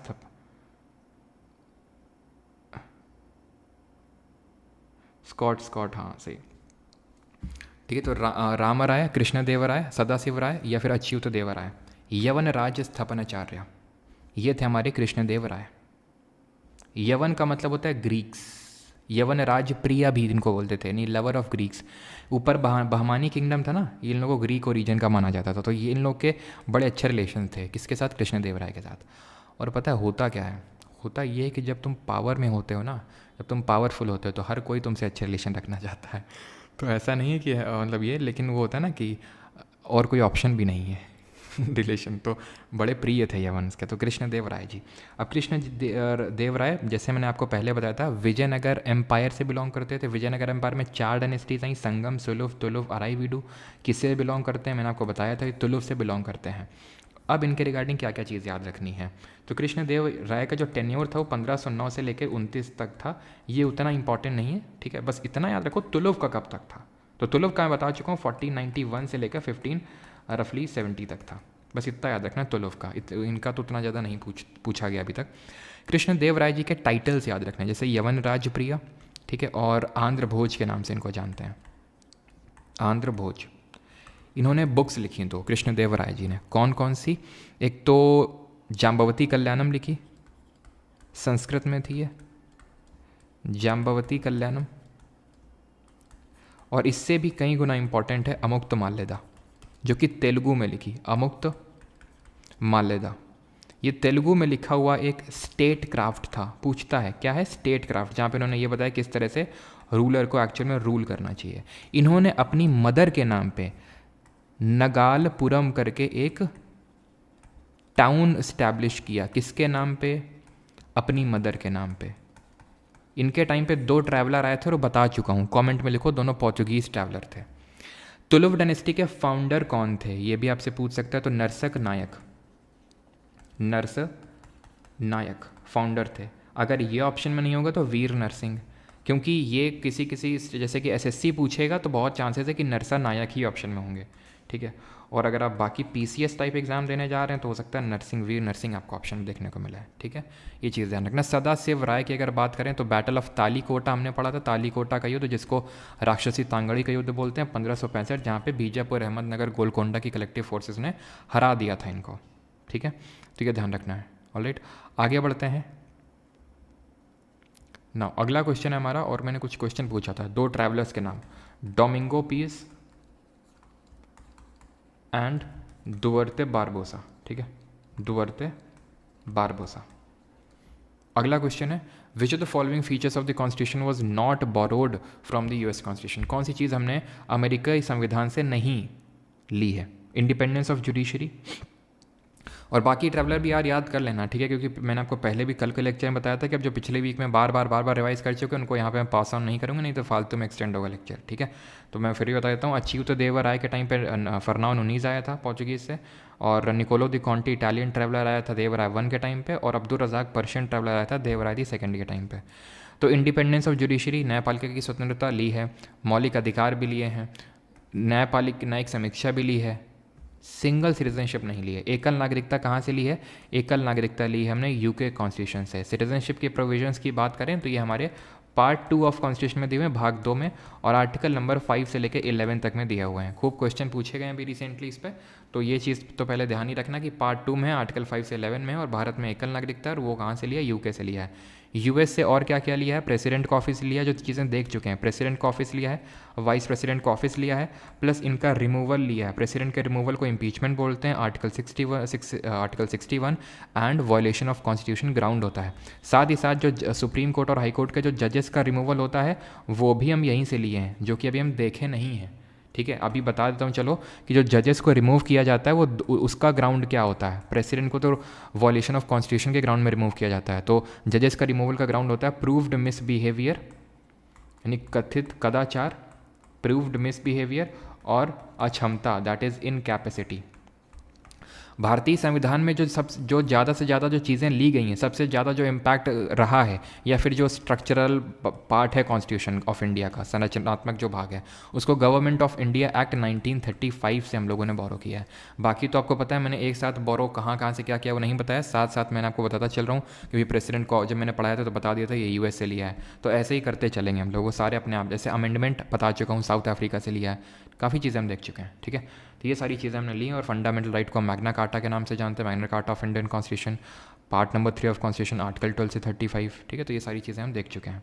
क्लियर। और एक चीज़ ध्यान रखना कि हमारे इंडिया में इंटीग्रेटेड जुडिशरी है, लेकिन US में नहीं है। ये मैं इसलिए बता रहा हूँ, ऐसा ना जुडिशरी देख के और सीधे US मार दो हर चीज़ में। इंटीग्रेटेड जुडिशरी भारत में है लेकिन US में नहीं है, तो ऑब्वियस बात है वो US से नहीं ली होगी।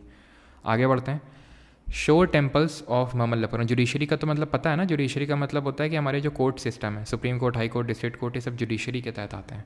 शोर temples of Mamallapuram was built by. Mamallapuram का तटीय मंदिर किसके द्वारा बनाया गया? चोला, चालुक्य, पल्लव या फिर नागा? शोर टेम्पल्स। अब टेम्पल आर्किटेक्चर की थोड़ी पहली बात कर लेते हैं। ये आपके शोर टेम्पल्स महाबलीपुरम के, इनको चलिए बताया था, उनको पल्लवाज ने बनाया था। पल्लव के रूलर थे, अभी मैंने बताया था, नरसिम्हा वर्मन 1, जिन्होंने पुलाकेशिन 2 को हरा के वातापी कोंडा का टाइटल लिया। इन्हीं के बाद आए थे नरसिम्हा वर्मन 2, उन्होंने इन टेम्पल्स को बनाया था। साथ ही साथ एक कैलाश नाथम टेम्पल था। एक कैलाश टेम्पल है, वो एलोरा की गुफाओं में है, उसको कृष्ण दी फर्स्ट ने बनवाया था, राष्ट्रकूट डायनेस्टी के रूलर थे वो। ये कैलाश नाथम टेम्पल की बात हो रही है जो तमिलनाडु में है, तो तमिलनाडु वाला नरसिम्हा वर्मन 2 ने बनवाया था। अब ये पल्लव जो रूलर थे साउथ इंडिया में यहाँ पे, ठीक है, और अभी मैंने पीछे पूछा था ककातिया के फिडेटरी कौन थे, तो विजयनगर एम्पायर वाले थे, हरिहरन बुक्का, जिन्होंने इसकी इस्टेब्लिशमेंट करी थी 1336 AD में। तो पल्लव की अगर बात करें तो ये मैं कभी बताया हूँ आपको, बहुत पहले की बात है, ऐसे सालों पहले की बात है जो मैंने तुम्हें बताया है कि पल्लव किसके फ्यूडेटरी थे। ये ये गोला बना के हिंट दे रहा हूँ, जल्दी से लिख तो दो जरा कि किसने या फिर कौन पल्लव्स के फ्यूडेटरी थे, या फिर पल्लव किसके फ्यूडेटरी थे, सॉरी मैंने उल्टा बोल दिया, पल्लव किसके फ्यूडेटरी थे। तो यहाँ कौन थे? गौतमी पुत्र सतकर्णी, प्रतिष्ठान पैठान, सिमुक, याद आया कुछ? सातवाहना डायनेस्टी, सातवाहना के फाउंडर थे सिमुक। पावरफुल सबसे कौन थे? गौतमी पुत्र सतकर्णी, लेड के कॉइन स्टार्ट किए थे और ब्राह्मणिज्म को फॉलो करते थे, तो उनके फ्यूडेटरी थे पल्लव्स। इन्होंने ही साउथ इंडिया में द्रविड़ स्टाइल ऑफ आर्किटेक्चर को इंट्रोड्यूस किया। द्रविड़ स्टाइल ऑफ आर्किटेक्चर, हाँ द्रविड़ स्टाइल ऑफ आर्किटेक्चर, ये क्या होता है ये? तो डिफरेंट तरह के टेम्पल आर्किटेक्चर इंडिया में देखने को मिलते हैं। नॉर्थ इंडिया का जो स्टाइल होता है उसको नगर स्टाइल के नाम से जानते हैं, और जो साउथ इंडिया का होता है उसको द्रविड़ स्टाइल ऑफ आर्किटेक्चर के नाम से जानते हैं। अंतर क्या होता है और कॉमन चीज़ें क्या होती है? तो पहले कॉमन चीज़ें देख लेते हैं। जहाँ भगवान की मूर्ति स्थापित होती है उसको गर्भगृह बोलते हैं, या फिर सैंक्टम सैंक्टोरम, ठीक है। सैंक्टम दिख तो रहा है ना, सैंक्टम सैंक्टोरम दिख नहीं रहा होगा शायद, है ना, ये वाइट से दिख रहा होगा, लेकिन वाइट फिर यहाँ नहीं चलेगा, यहाँ नहीं चलेगा, तो फिर लाल ही ले लेते हैं। लाल के अलावा ये चलेगा क्या? पीला भी नहीं चलेगा, कोई है जो चलेगा? लाल ही चलेगा, चलो हरे से लिख देते हैं, ठीक है। तो ये सैंक्टम सैंक्टोरम, ये है आपका जो पिलर्ड हॉल होता है, इसको मंडप बोलते हैं। क्या होता है ये? Pillared hall. जहाँ पे आप जाते हैं ना घंटी वंटी बजाते हुए, एकदम माहौल बनाते हुए अंदर तक जाते हुए, वैसे अंदर जाने को हिंदू टेम्पल्स में सबको मिलता नहीं है, जो फेमस पर्सनालिटीज़ होती हैं उनको जाने को मिलता है। या फिर अगर आप पैसे थोड़े ज़्यादा दे सकें तो दूसरी लाइन लगेगी, उसके तहत आप ले सकते हैं एंट्री। ठीक है, अगर आप 100 रुपये वाली लाइन लगाएंगे तो फिर आपको बाहर से देखने का मौका मिलेगा, और अगर आप 2000 वाली लाइन लगाएंगे तो सीधे वहाँ पे भगवान को टच करके आएंगे। आप समझ रहे हैं? यहाँ पे क्या होता है, यहाँ पे भी मंडप है, इसको भी पिलर हॉल बोलते हैं, यानी ये दोनों चीज़ें कॉमन है। डिफरेंसेस क्या है? सबसे मेजर डिफरेंस है ये गोपुरम का। ये क्या होते हैं? ये लार्ज टॉल गेटवे होते हैं साउथ इंडिया के टेम्पल्स में। दूर से देख के पता चल जाता है कि आगे टेम्पल है कहीं पे, ठीक है। यहाँ पे ये जो इस तरह से ऐसे ऐसे आपने साउथ इंडिया के टेम्पल देखे होंगे, इनको बोलते हैं विमान। लेकिन यहाँ पे जो ऐसे ऐसे करके होता है, ऐसे कर्वी लीनियर टाइप, इसको शिखर बोलते हैं, ठीक है। यहाँ पे जो टॉप पे रखा होता है उसको शिखर बोलते हैं, और यहाँ पे इसको जो टॉप पे रखा होता है उसको कलश बोलते हैं, ठीक है। तो अगर 3 चीज़ें भी याद कर लोगे ना, मंडप, गर्भगृह और गोपुरम, ख़त्म है क्वेश्चन, आ जाएगा तो। और ऐसा नहीं कि तो का मतलब है कि आता नहीं है, रिपीटेटिवली आता है, ठीक है। ये चीज़ ध्यान रखिएगा। और यहाँ पे हमें पंचायतन शैली देखने को मिलती है। पंचायतन शैली क्या होती है? खासकर नॉर्थ इंडिया के जो टेम्पल है नगर शैली में, यहाँ पे सेंट्रल एक श्राइन होता है, भगवान होते हैं, और यहाँ पे कोने में ऐसे 4 भगवान होते हैं, ठीक है। यहाँ पे नंदी अंदर देखने को मिलते हैं, यहाँ नंदी बाहरी देख रहे हो, नंदी बाहर देखने को मिलते हैं। अच्छा, एक वेसरा स्टाइल भी होती है। ये वेसर स्टाइल किसने डेवलप करी? ये द्रविड़ जो स्टाइल है इसको पल्लव्स ने साउथ इंडिया में इंट्रोड्यूस किया। नॉर्थ इंडिया में ये मेनली गुप्ताज लेके आए, जो गुप्ता डायनेस्टी वाले थे। वेसर स्टाइल ये मिक्सचर है नगर का और द्रविड़ का। इसको चालुक्याज ने सेंट्रल इंडिया में इंट्रोड्यूस किया, ठीक है। और एक चीज़ और, एंड दैट इज़ एक त्र्यंबकेश्वर टेम्पल। अभी पूछा गया था आई थिंक सिलेक्शन पोस्ट के एग्जाम में, त्र्यंबकेश्वर टेम्पल किसने बनवाया? नासिक महाराष्ट्र में। किसने बनवाया? नासिक महाराष्ट्र में। अब नासिक से पता है मुझे क्या याद आया एकदम से, जो तुम्हें याद आया कि नहीं आया मुझे पता नहीं। सातवाहना के बारे में मैंने बताया था कि इस तरह से जब हम लोगों ने सवाल देखा था कि किसने शाकास को हराया, इनको हराया, उनको हराया, तो गौतमी पुत्र सतकर्णी आंसर था। तब मैंने वहाँ बताया था ये सारी चीज़ें लिखी कहाँ पे हैं? नासिक इंस्क्रिप्शन में लिखी हुई हैं। तो नासिक में ही है आपका त्र्यंबकेश्वर, जहाँ से गोदावरी नदी निकलती है त्र्यंबकेश्वर से ही, जिसको दक्षिण गंगा के नाम से जानते हैं गोदावरी को। तो त्र्यंबकेश्वर टेम्पल को बनवाया किसने था?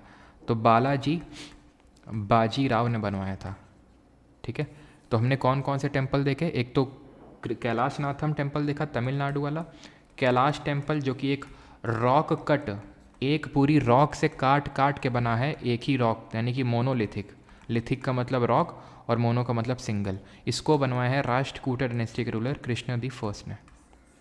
और पल्लव्स ने कैलाशनाथम, ये नरसिम्हवर्मन सेकंड ने शोर टेम्पल बनवाया महाबलीपुरम में। चोला के अभी मैं आपको नहीं पढ़ा रहा हूँ, ठीक है। चोला के वैसे चलो पढ़ाने को तो पढ़ा सकता हूँ, ऐसी बात नहीं है, ठीक है। अब तुम दिल पे अगर चोलास की अगर बात करें तो चोला के टेम्पल्स याद करना, ये भी तमिलनाडु में है। एक तो बृहदेश्वर टेम्पल है और एक ऐरावतेश्वर टेम्पल है। ऐरावतेश्वर टेम्पल, ठीक है। बृहदेश्वर 2 टेम्पल हैं। कौन कौन से बृहदेश्वर 2 टेम्पल? एक तो है तंजौर में और एक है गंगई कोंडा चोलापुरम में, ठीक है। गंगई कोंडा चोलापुरम में। तंजौर में जिसको बनवाया था उसको राजा फर्स्ट ने बनवाया था, इसीलिए इसको हम ध्यान रखिएगा राजराजेश्वर टेम्पल के नाम से भी जानते हैं। राजराजेश्वर टेम्पल जो बृहदेश्वर, जो तंजौर में है। जो गंगई कोंडा चोलापुरम में है उसको राजेंद्र दी फर्स्ट ने बनवाया था, बिकॉज गंगई कोंडा चोलापुरम नाम का जो शहर है वो राजेंद्र दी फर्स्ट ने ही स्टैब्लिश किया था, जब वो गंगा नदी क्रॉस करके पाल डायनेस्टी के रूलर महिपाल को हरा के आए थे। तो गंगा को क्रॉस करके, नहीं, गंगा को कोंडा मतलब कॉन्करर, कॉन्कर करने वाले राजेंद्र फर्स्ट। और ऐरावतेश्वर को ये उतना नहीं पूछा जाता है, राजा राजा सेकंड। चालुक्य के अभी पट्टा डक्कल वो सब नहीं देख रहे हैं अभी, ठीक है, जब और क्वेश्चन आएगा तो वहाँ देखेंगे, क्योंकि उसके बारे में मुझे फिर एप्साइडल प्लेन पढ़ाना पड़ेगा आपको, फिर वो जो रावण फाड़ी केव से इस बार स्टेटमेंट बेस्ड क्वेश्चन आया तो वो भी थोड़ा बताना पड़ेगा वहाँ पे, ठीक है। Which of the following is the earliest literary record of the Indian culture, ठीक है। निम्नलिखित में से कौन भारतीय संस्कृति, क्षत्रिय योद्धा, प्रियम्बल, शेड्यूल एंड सोर्सेज का माइंड मैप नहीं डला है, ठीक है, डलवा देंगे, है ना। Is the earliest literary record of Indian culture, तो ये कौन सा सबसे पुराना प्रारंभिक साहित्यिक अभिलेख है। तो हम लोगों ने देखा था हड़प्पन सिविलाइजेशन 2500 से लेकर 1750 ईसा पूर्व तक रहा था, BC तक। उसके बाद हमारा वैदिक एज स्टार्ट हो गया था। वैदिक एज को हम 2 पार्ट में डिवाइड करते हैं, अर्ली वैदिक एज जिसको कि ऋग वैदिक एज ही बोल देते हैं, और लेटर वैदिक एज। ये आपका चला था, वैदिक एज की बात करें 1500 से लेके 500 BC तक, जिसमें कि 1500 से लेके 1000 BC तक, 1000 ईसा पूर्व तक अर्ली था, और 1000 से लेके 500 BC तक या फिर 600 BC तक लेटर वैदिक एज था। इसी टाइम पे आपका ऋग्वेद सबसे पहले कंपाइल होता है, यानी सबसे पुराना जो आपका वेद है वो ऋग्वेद है। टोटल हमारे 4 वेद हैं, सबको पता होगा ये, ऋग्वेद, सामवेद, यजुर्वेद और अथर्ववेद। जितने भी हमारे वेद हैं उनमें 4 डिविजन्स आपको देखने को मिलते हैं, जितने भी वेद हैं। एक तो संहिता, जो कलेक्शन ऑफ वर्सेज हम बोल सकते हैं, संहिता एक होती हैं, नहीं हर वेद में संहिता होगा, हर वेद में अरण्यक होगा। अरण्यक क्या है, दे वर कंपाइल्ड इन फॉरेस्ट, और जो लोग हर्मिट्स होते हैं, जो फॉरेस्ट में रहते हैं, जो स्टूडेंट होते हैं, उनके लिए ही अरण्यक, उनको अरण्यक पढ़ना होता है, ठीक है। ब्राह्मण जो लास्ट में दिए हुए थे, सबसे वेदों के हर लास्ट में ब्राह्मण दिए हुए थे, ऋग्वेद, सामवेद, यजुर्वेद, अथर्ववेद। लेकिन बाद में ऐड किए गए उपनिषद, उपनिषद को ऐड किया गया ब्राह्मण के बाद, तो अब लास्ट में कौन है, उपनिषद से, ठीक। ये चार पार्ट होते हैं, हर एक वेद के अंदर आपको ये देखने को मिलेंगे। सबसे पुराना वेद कौन सा है हमारा, ऋग्वेद। ऋग्वेद की हम बात करें तो टोटल 1028 इसमें हाइम्स है, हाइम्स का मतलब शुक्त होता है हिंदी में। टोटल इसमें 10 मंडल है, मंडल आर लाइक बुक्स, 10 पुस्तक हैं, और उन 10 बुक से मिल के बना है ऋग्वेद, जिसमें कि आपको 3rd मंडल, 9th मंडल और 10th मंडल के बारे में पता होना चाहिए। क्यों पता होना चाहिए, क्योंकि तीसरे मंडल में लिखा हुआ है गायत्री मंत्र। कोई बता सकता है इसको किसने कंपोज किया था और किसके लिए कंपोज किया था। 9th मंडल में गॉड सोम यानी भगवान सोम के बारे में दिया हुआ है, और ये सोम, भगवान सोम के नाम पे एक ड्रिंक भी है जिसको सोमरस के नाम से जानते हैं। ये एनर्जी ड्रिंक टाइप है, रेड बुल तो होता नहीं था तब। और 10th में क्या दिया हुआ है, पुरुष शुक्ता के बारे में दिया हुआ है, ठीक है। पुरुष शुक्ता, पुरुष शुक्ता क्या इसमें लिखा हुआ है, इसमें ये लिखा हुआ है पुरुष शुक्ता में कि किस तरह से जो ब्रह्मा है, ब्रह्मा के मुख से ब्राह्मण से लोग निकले, उनकी बाजुओं से आम से क्षत्रिय निकले, थाई से वैश्य निकले और फीट से शूद्र निकले, ये लिखा हुआ है इसमें। गायत्री मंत्र जो है विश्वामित्र जी ने, इसको है विश्वामित्र जी ने कंपोज किया था। ये चीज़ें हैं ऋग्वेद में। फिर हम बात करें सामवेद क्या है, तो it is the oldest book on music. अच्छा, ईरान का भी सेम टाइम पे, बिकॉज यहाँ पे आर्यन थ्योरी सामने निकल के आती है कि इसको किसने कंपोज किया, तो इसको आर्यंस ने कंपोज किया। आर्यन कौन थे, आर्यन वो थे जो यहाँ पे सेंट्रल एशिया से माइग्रेट करके आए थे। यही आर्यंस यहाँ यूरोप चले गए, ये यहाँ पे आ गए। तो इस तरह से जो यूरोप की लैंग्वेजेस हैं और यहाँ पे ये कुछ हमें कुछ कॉमन वर्ड्स देखने को मिलते हैं। तो उस समय ईरान का, या फिर अभी भी एक ईरान का जो सबसे पुराना टेक्स्ट है उसको हम बोलते हैं ज़ेंडा अवेस्ता। तो ध्यान रखना, उसमें और ऋग्वेद में कुछ सिमिलैरिटीज़ मिलती हैं, ज़ेंडा अवेस्ता, ठीक है। सामवेद म्यूज़िक के बारे में सबसे पुराना वेद है आपका। देन हमारा यजुर्वेद और अथर्ववेद। यजुर्वेद में क्या दिया हुआ है, तो इसमें आपके मंत्र जो होते हैं उनका कलेक्शन दिया हुआ है। मंत्र का कलेक्शन 2 तरह का है, ये 2 पार्ट्स में डिवाइडेड है। कृष्ण यजुर्वेद जिसको ब्लैक से डिनोट करते हैं हम, और शुक्ल जिसको कि वाइट से डिनोट करते हैं। कृष्ण यजुर्वेद और शुक्ल यजुर्वेद। इसका एक उपनिषद है कठ उपनिषद। इस कठ उपनिषद में नचिकेता और यम के बीच में डायलॉग दिया हुआ है। नचिकेता एंड जो यम है उनके बीच में डायलॉग दिया हुआ है यजुर्वेद में। And finally coming on to the Atharvaveda. Atharvaveda में दिया हुआ है क्या, अथर्ववेद में दिया हुआ है magic spells and charms. Magical spells and charms मतलब क्या आप कभी मार्क्स नहीं बढ़ रहे हैं क्या, आपको भी उसको वश में करना है तो अभी पढ़िए बंगाली बाबा की किताब, नहीं अथर्ववेद, ठीक है। तो मैजिकल स्पेल्स एंड चार्म्स दिए हुए इसमें, टू वार्ड ऑफ एविल्स, ठीक है, देखा होगा ना तुम लोगों ने ट्रेन में चिपके रहते हैं बंगाली बाबा, पढ़ा भी होगा तुमने ध्यान से, हो सकता है तुम में से कई लोगों ने नंबर वंबर होते हैं कि नहीं उसमें नोट कर लिया हो कि कभी तो काम आएगा। Magical spells and charms to ward off evils, यानी कि जो एविल शक्ति है उनको भगाने के लिए। और इसी का ही हमारा पार्ट होता है मंडूका उपनिषद, जिसमें कि क्या दिया हुआ है, मंडूका उपनिषद में दिया हुआ है आपका सत्यमेव जयते, ट्रुथ ओनली प्रिवेल, सत्यमेव जयते। आगे बढ़ते हैं। Which of the following states of India is the largest salt water lake, और सारी चीज़ें मैंने बता दी है ना यहाँ पे।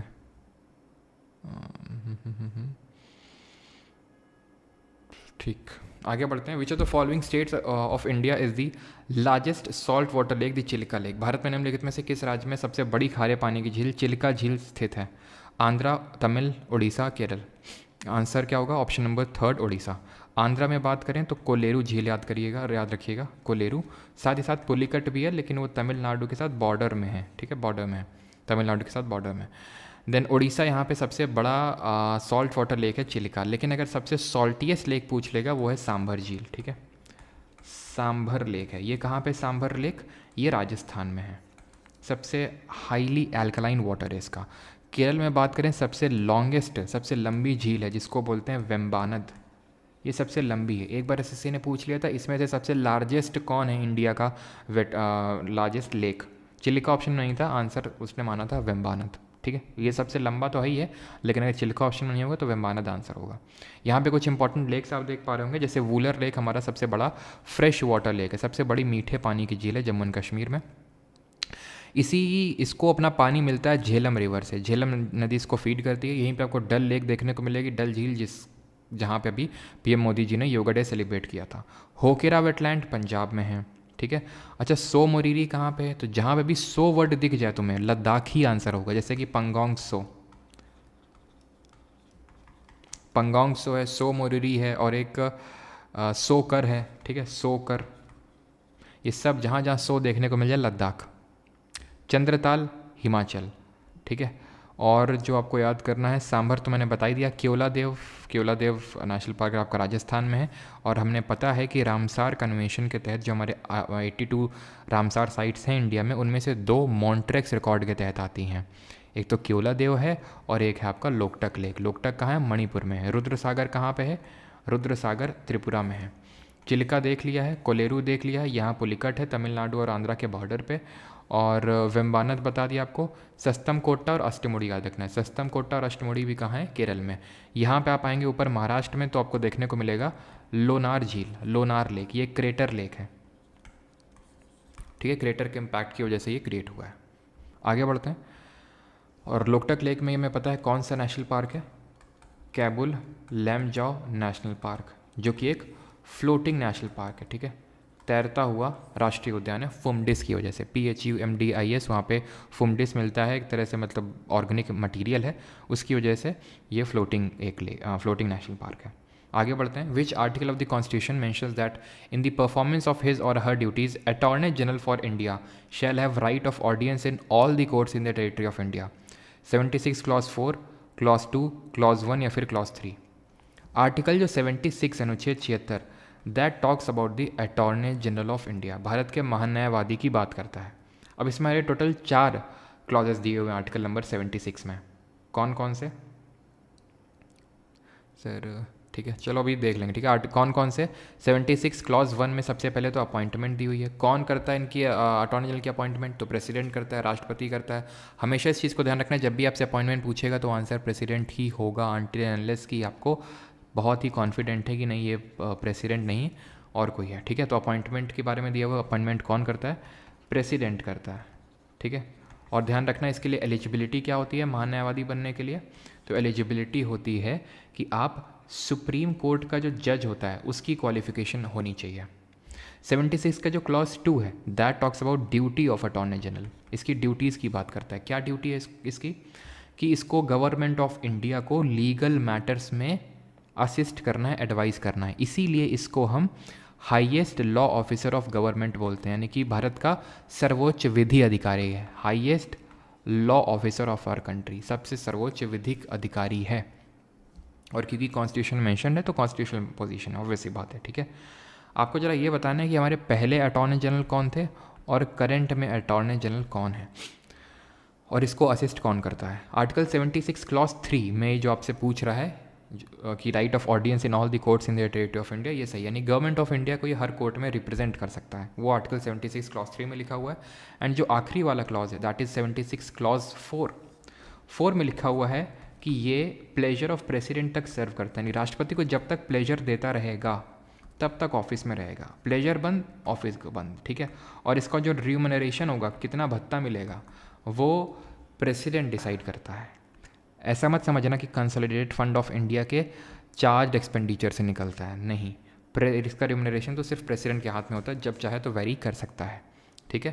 तो यानी कि प्रेसिडेंट के प्लेजर तक सर्व करता ही है। पहले हमारे कौन थे, जो पहले लॉ कमीशन के चेयरमैन भी थे, MC सेतलवाद, और अभी कौन है, R वेंकट रमणी। इसको असिस्ट करते हैं सॉलिसिटर जनरल, लेकिन ये जो सॉलिसिटर जनरल होते हैं ये कहीं पे भी कॉन्स्टिट्यूशन में मेंशन नहीं है, that means it is not a constitutional position, ठीक है, ये चीज़ क्लियर होनी चाहिए। एंड ऐसे ही हर स्टेट में एडवोकेट जनरल होते हैं, हर स्टेट में क्या होते हैं, एडवोकेट जनरल होते हैं। ये कौन से आर्टिकल में आते हैं, ये आते हैं आर्टिकल नंबर 165 ऑफ कॉन्स्टिट्यूशन, अनुच्छेद 165। Tertiary coal occurs in which of the following state in India, तो भारत में तृतीय कोयला निम्नलिखित में से किस राज्य में पाया जाता है, मेघालय, हरियाणा, उत्तराखंड या फिर बिहार। कोल क्या होता है, कोल एक तरह की रॉक होती है, किस तरह की रॉक होती है, सेडिमेंट्री रॉक होती है। अभी मैंने आपको बताया नहीं है सेडिमेंट्री और कितने टाइप की रॉक होती हैं, अवसादी चट्टान बोलते हैं, रॉक आपका इंपॉर्टेंट टॉपिक है लेकिन आगे देखेंगे। कोल को हम बरीड सनशाइन के नाम से जानते हैं, बरीड सनशाइन। कोल 4 तरह का होता है प्राइमरली, कौन कौन सा, एंथ्रेसाइट, बाइट्यूमिनस, लिग्नाइट एंड पीट।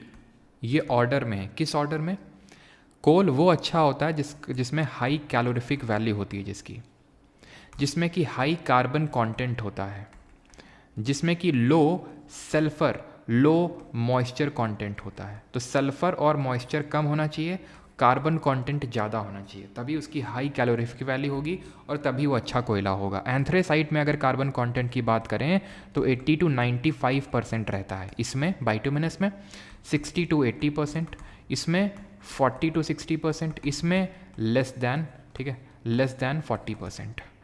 इन दोनों को हम मेटलर्जिकल कोल के नाम से जानते हैं बिकॉज इनको मेटलर्जी में यूज़ करते हैं, और इनको हम जो है कभी कभी कोकिंग कोल के नाम से बोल देते हैं। ये पीट जो होता है इसको हम ब्राउन कोल के नाम से भी जानते हैं बिकॉज ये सबसे रद्दड़ वैरायटी का कोल होता है। इंडिया में सबसे ज़्यादा लिग्नाइट देखने को मिलते हैं। इंडिया में तमिलनाडु में नेवेली फील्ड्स हैं जो कि काफ़ी सारे थर्मल पावर प्लांट को अपना ये भेजता है जो कोल होता है, ठीक है। तो यहाँ पे सही आंसर क्या होगा, टर्शियरी कोल। इसके बारे में तो पढ़ा ही नहीं है बैच में। मैं ये अभी रिसेंटली क्वेश्चन पूछा गया आपके सिलेक्शन पोस्ट के पेपर में। जो लोग बैच में अपने नोट्स खोल के देखिएगा, वहाँ पे आपको पढ़ा चुका हूँ टर्शियरी कोल, ठीक है। तो टर्शियरी कोल यहाँ पे मैंने आपको बताया था, ये मेघालय वाला जो रीजन है नॉर्थ ईस्ट में, यहाँ मिलता है। थोड़ा बहुत पार्ट आपको जम्मू कश्मीर में भी देखने को मिल जाता है टर्शियरी कोल। ये भी एक काफ़ी लो ग्रेड का कोल होता है, ध्यान रखना, कोई अच्छा कोल नहीं होता ये। जितना ज़्यादा साल तक दबा रहेगा फॉसिल उतना ही अच्छा कोयला निकल के आता है, ठीक है। और ज़रा बताइए कि कौन सा मेजर ओशन रिलीफ फीचर है जहाँ पे आपको ये फॉसिल्स देखने को मिलते हैं।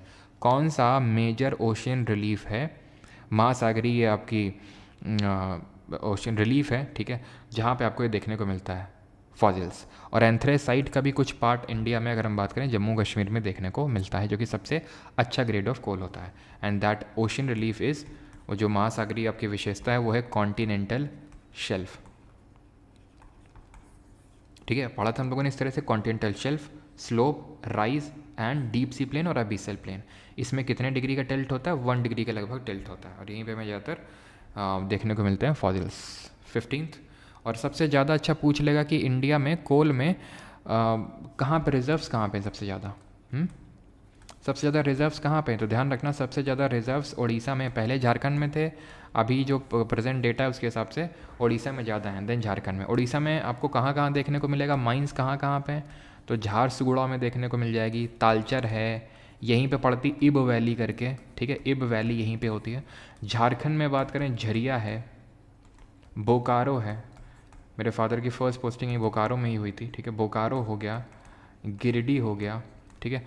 एंड आपका एक सिंगरेनी, आपने सुना है सिंगरेनी? सिंगरेनी ये कहाँ पे? ये मध्य प्रदेश में, यहाँ पे भी कोल देखने को मिलता है। आगे बढ़ते हैं। Doctor Teejan Bai, a Padma Shri, Padma Bhushan and Padma Vibhushan awardee is globally recognize for a contribution to which of the following art forms? Teejan Bai Pandavani के लिए। पंडावनी में, इस डांस में जो कि फोक डांस है, कहाँ का फोक डांस है जरा बताएंगे कमेंट में, जल्दी से लिखा नहीं हुआ है यहाँ पे। इसमें महाभारत की टेल्स को नरेट किया जाता है, महाभारत की टेल्स को नरेट किया जाता है, ध्यान रखिएगा, पूछा गया अभी। पंडावनी छत्तीसगढ़ का है। डॉक्टर तीजन बाई, इनको पद्म विभूषण अभी मिला है तीजन बाई जी को 2019 में, ठीक है। ये एसोसिएटेड है पंडावनी से, जो छत्तीसगढ़ का है। साथ ही साथ एक और नाम याद रखिएगा, उषा बरले, काहे से इनको 2023 में पद्म विभूषण मिला, सॉरी पद्मश्री मिला है इनको, पद्मश्री मिला है इसी के लिए, किसके? पंडावनी के लिए, जो छत्तीसगढ़ है। छत्तीसगढ़ के किस तरह से हम फोक डांस याद करते हैं कि अक्सर से हो गया कक्सर, जो सुवा लोग होते हैं, सुवा डांस, जिसको पैरट डांस भी बोलते हैं, सुवा का मतलब पैरट होता है। अक्सर सुवा लोग कर्म ना करके तो कर्मा डांस, कर्म ना करके क्या करते हैं? गैंडियाँ मारते हैं, तो गैंडी डांस। और क्या करते हैं? गैंडियाँ मारते हैं और रात में नाचते हैं, रात नाचा। तो ये सारे हो गए हमारे कहाँ के? छत्तीसगढ़ के, ठीक है। और पागलपंथी भी करते हैं, तो पंथी भी हो जाएगा। अच्छा, पंथी से एसोसिएटेड एक नाम याद रखिएगा, Radhe Shyam Barle. Usha Barle Pandavani Padma Shri 2023, Panthi Radhe Shyam Barle and he also received the Padma Shri but in 2021 में। और 2021 मतलब एसएससी के लिए करंट की न्यूज़ है, तो इंपॉर्टेंट है राधे श्याम बरले, ठीक। तो रात नाचा ये भी छत्तीसगढ़ का हो जाएगा, गेंडियाँ ये भी सब आपका कहाँ का हो जाएगा? सब आपके छत्तीसगढ़ के हो जाएंगे, ठीक है, क्लियर। आगे बढ़ें और उड़ीसा के देख लेते हैं, बिकॉज उड़ीसा और छत्तीसगढ़ बॉर्डरिंग है, तो कुछ आपके कॉमन हो जाते हैं। जैसे उड़ीसा के कौन कौन से हैं? उड़ीसा के हैं पुआ खाई, उड़ीसा के भी हम लोगों ने इस तरह से याद किया था कि भाई पुआ खाई, गोती पुआ, दाल खाई, पुआ खाई दाल खाई, ठीक है। और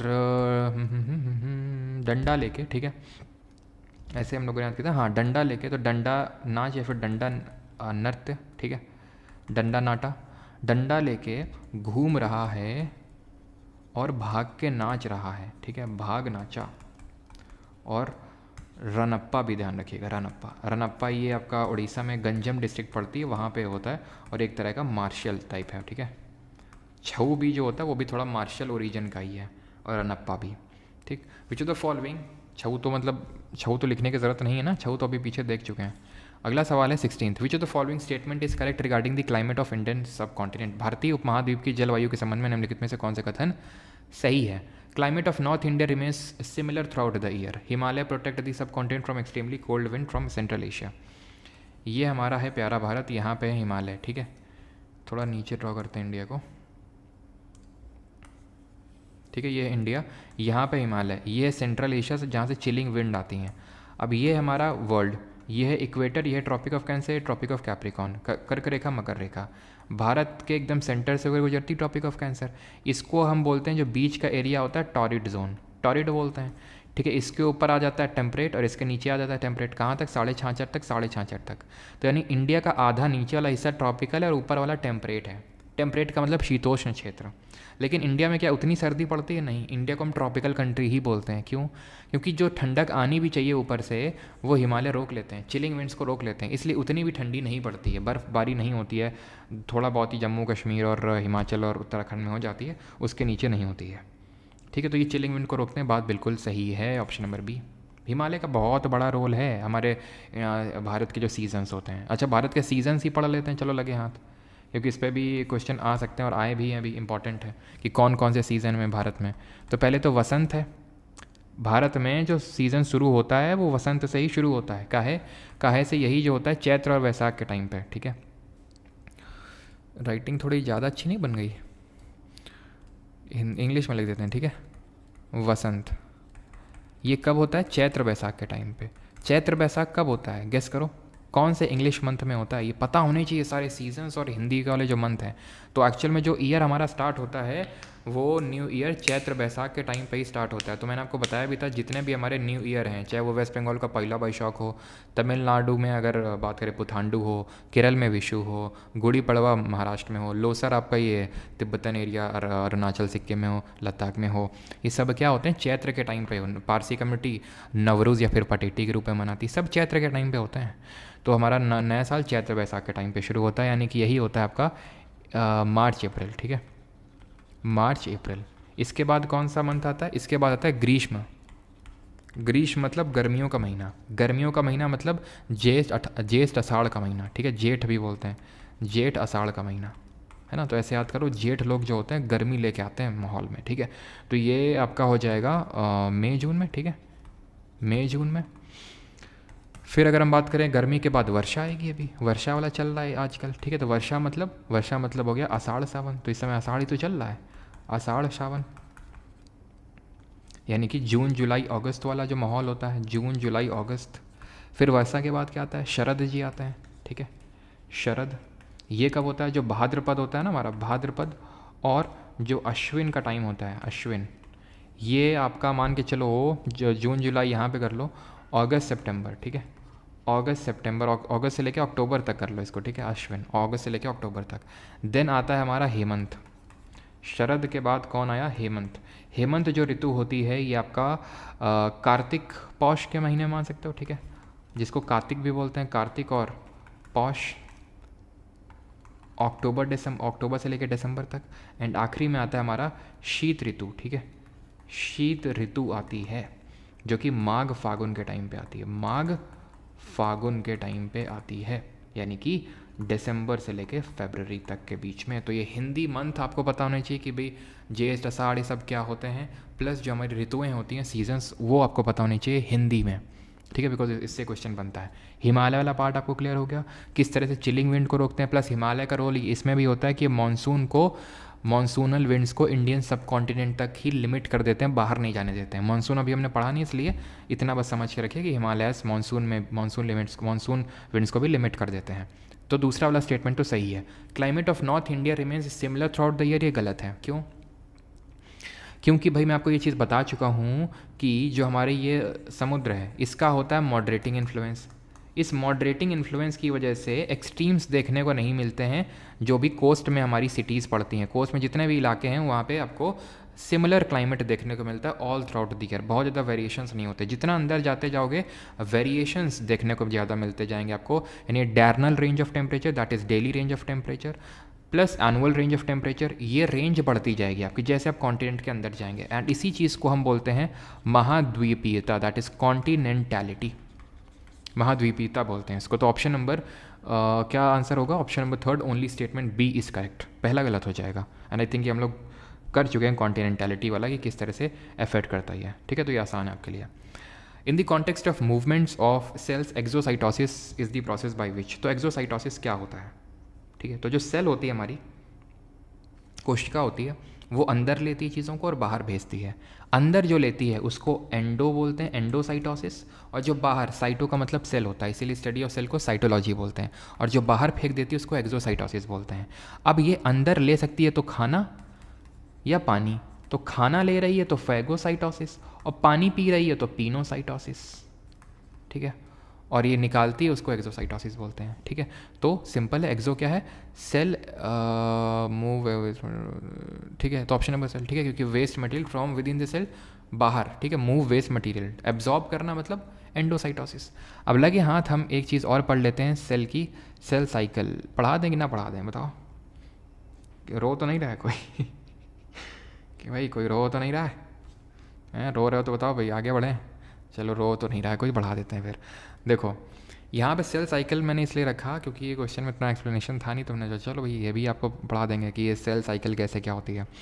सेल साइकिल में 4 फेजेस होते हैं। सबसे पहले तो जो सेल होती है ना वो ग्रो करती है, ऐसे कट कट कट कट ऐसे ग्रो करती है, ठीक है। सेल बड़ी होती है, तो ये ग्रोथ फेज़ हो जाता है सेल का। फिर उसके अंदर का जो डीएनए होता है ना वो रेप्लिकेट होता है, इसको बोलते हैं, एस से होता है सिंथेसिस, डीएनए सिंथेसिस होता है, डीएनए सिंथेसाइज होता है यहाँ पे। एंड G2 होता है, ये होता है प्रिपरेशन फॉर माइटोसिस, माइटोसिस की तैयारी हो रही है, जैसे जीत की तैयारी, बॉर्नवीटा है, तो ऐसे ही माइटोसिस की तैयारी, G2 phase, preparation for mitosis. Mitosis क्या होता है? सेल डिवीजन होता है। दो तरह का सेल डिवीजन होता है, माइटोसिस, मियोसिस। माइटोसिस में क्या होता है? एक पेरेंट सेल, ठीक है।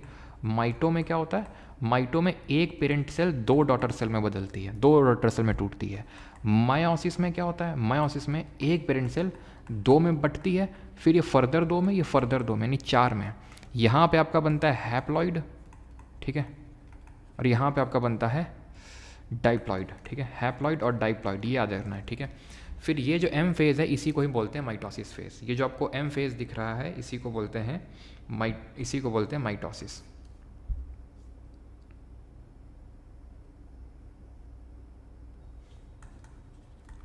ठीक है, तो यहाँ पे समझ में आ गया? किसी कोई डाउट तो नहीं है? जो हमारी सेल साइकिल होती है, जो सेल एक तरह से हम बोल सकते हैं सेल डिवाइड होता है, उसकी टोटल 4 फेजेस होते हैं, और वो 4 फेजेस आपको पता चल गए, ठीक,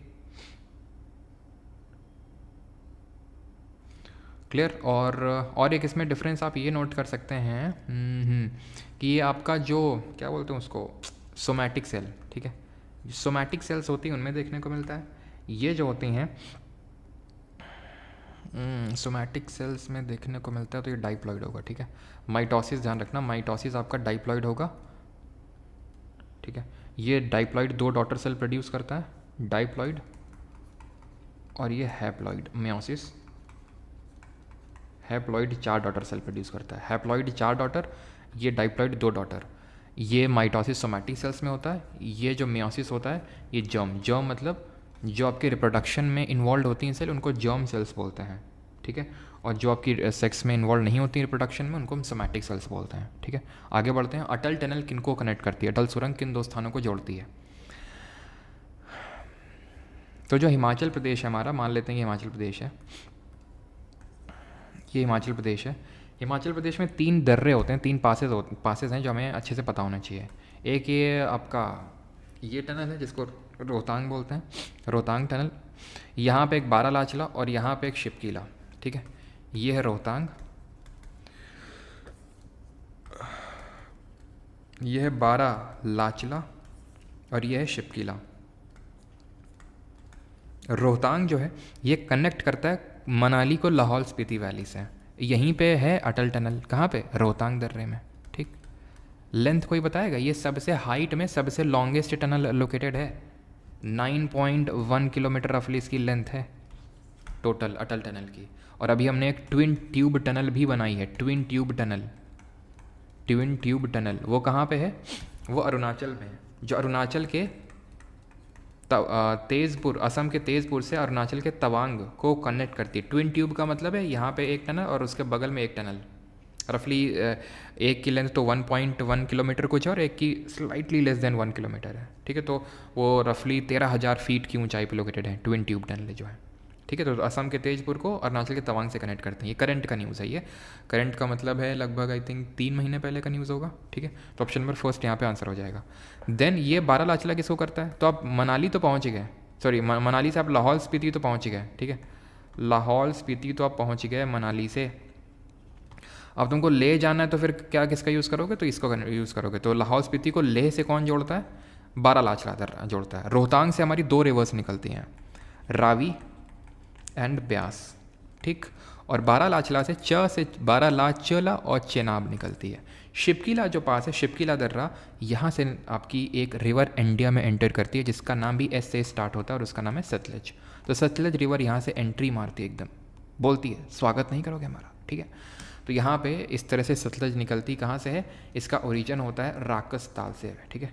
राकस ताल या फिर राक्षस ताल बोलते हैं इसको, वहाँ से इसका ओरिजिन होता है, ठीक है। Moatsu festival of Nagaland is celebrated in by which of the following tribes? Nagaland का मॉत्सू जो त्यौहार है निम्नलिखित में से कौन सी जनजाति मनाती है? बोडो, मुंडा, भील या फिर आओ? तो नागालैंड में जो नाग होते हैं ना, वो नागिन को बोलते हैं आओ। आओ बिल में आओ, कहाँ आओ? आओ बिल में आओ। तो पूछती हैं क्यों? तो बोलते हैं कि सेक्कर खाएंगे मिलके, सेक्कर, ठीक। तो हॉर्नबिल जो होता है ये नागा ट्राइब सेलिब्रेट करती है, 1 से लेके 10 दिसंबर के बीच में होता है नागालैंड में, और सेक्रनी भी नागालैंड में। ये तो नागालैंड के फेस्टिवल हो गए, आओ मतलब ये मॉत्सू, हॉर्नबिल और सेक्रनी। यहाँ पे डांसेस कौन कौन से हैं? तो डांसेस में हाँ, आलू यट्टू हो गया, ठीक है, आलू यट्टू हो गया, रेंगमा हो गया, क्योंकि जो नाग लोग होते हैं रेंग रेंग के चलते हैं ना, चंगई हो गया, ये सब है नागालैंड का। अच्छा, भील ट्राइब एक फोक डांस मैंने आपको पढ़ाया था, राजस्थान का घूमर, वो परफॉर्म करती है। घूमर है राजस्थान का, ध्यान रखना। झूमर जो है वो हरियाणा का है, और झूमर जो है, झूमर वो आपका है कहाँ का, या फिर झूमूर, झूमूर है आपका असम का, और झूमर है आपका ये ईस्टर्न इंडिया का, उड़ीसा वगैरह का। ये चीज़ ध्यान रखना, थोड़ा सा डिफरेंस है। घूमर राजस्थान, झूमर हरियाणा, झूमूर कहाँ का है, असम साइड का है, ठीक। मुंडा जो ट्राइब है, मुंडा ट्राइब ये क्या करती है, अभी कुछ करती होगी, हाँ, ये पैका डांस करती है। राजस्थान, ये हाँ, झारखंड और उड़ीसा में जो पैका डांस होता है, पैका, उसको परफॉर्म करती है। मुंडा एक रेबेलियन भी हुआ था, कब हुआ था मुंडा रेबेलियन, तो मुंडा जो विद्रोह है ये हुआ था 1899 के टाइम पे। बिरसा मुंडा जी इसके लीडर थे, ठीक है, बिरसा मुंडा जी इसके लीडर थे। इसको हम उलगुलान अपराइजिंग के नाम से भी जानते हैं, जो किसके खिलाफ था, ये डीकूज के खिलाफ था। डीकू कौन थे, तो जो आउटसाइडर लोग थे, बाहरी लोग थे, अंग्रेज़ हो गए, जमींदार हो गए बड़े बड़े, उनको ये लोग डीकू बोलते थे। तो उन डीकू को भगाना था उनको, उलगुलान अपराइजिंग बोलते हैं, ठीक है। बोडो बाडी, बोडो बाडी आए हाय ओए होए, इससे ये याद आ रहा है। चलो आगे बढ़ते हैं, अगला देखते हैं, एंड दैट इज़ ये आखिरी क्वेश्चन है। Vedantam Satyanarayana Sharma is associated with which of the following dance. Bharatanatyam, Kathak, Kuchipudi, Manipuri, ये तो सभी को पता ही होगा कि कहाँ के डांसेस हैं। तमिलनाडु, यूपी, कुचिपुड़ी आंध्र प्रदेश का, और मणिपुरी मणिपुर का। ये देख चुके हैं क्या क्या। मणिपुर का है वैष्णवाइट है, जागोई, चोलोम, पुंग Cholom, introverted form of dance है, नाम सरने में देवी दिख जाए सीधे मणिपुर मारना है, ये सब देख चुके हैं हम, ठीक है। भरतनाट्यम के बारे में हमने पढ़ा है कि तमिलनाडु से सादीर या सादीर अट्टम के नाम से जानते हैं। 1910 में ब्रिटिशर्स ने बैन लगा दिया था। इसको एक हार्रे के नाम से भी जानते हैं, क्योंकि सोलो डांस होता है, ये आपका शैवाइट फॉर्म ऑफ डांस है ना। तो ये सारी चीज़ें हम पढ़ चुके हैं। इसमें अलारिपू, जाटीस्वरम, पदम, टिल्लाना, ये सब हम पढ़ चुके हैं। इसमें डिफरेंट फॉर्म्स होती हैं, किसमें, भरतनाट्यम में, ठीक है, डिफरेंट स्टेजेस होती हैं भरतनाट्यम में। तो और भरतनाट्यम के एक्सपोनेंट भी पढ़ चुके हैं। तो यानी ये दोनों हमारे अच्छे से कवर हो चुके हैं। सत्तरिया भी कवर हो चुका है। अब आज जो हम कुचिपुड़ी को नेस्ता नाबूद कर देंगे, कैसे, देखो ऐसे।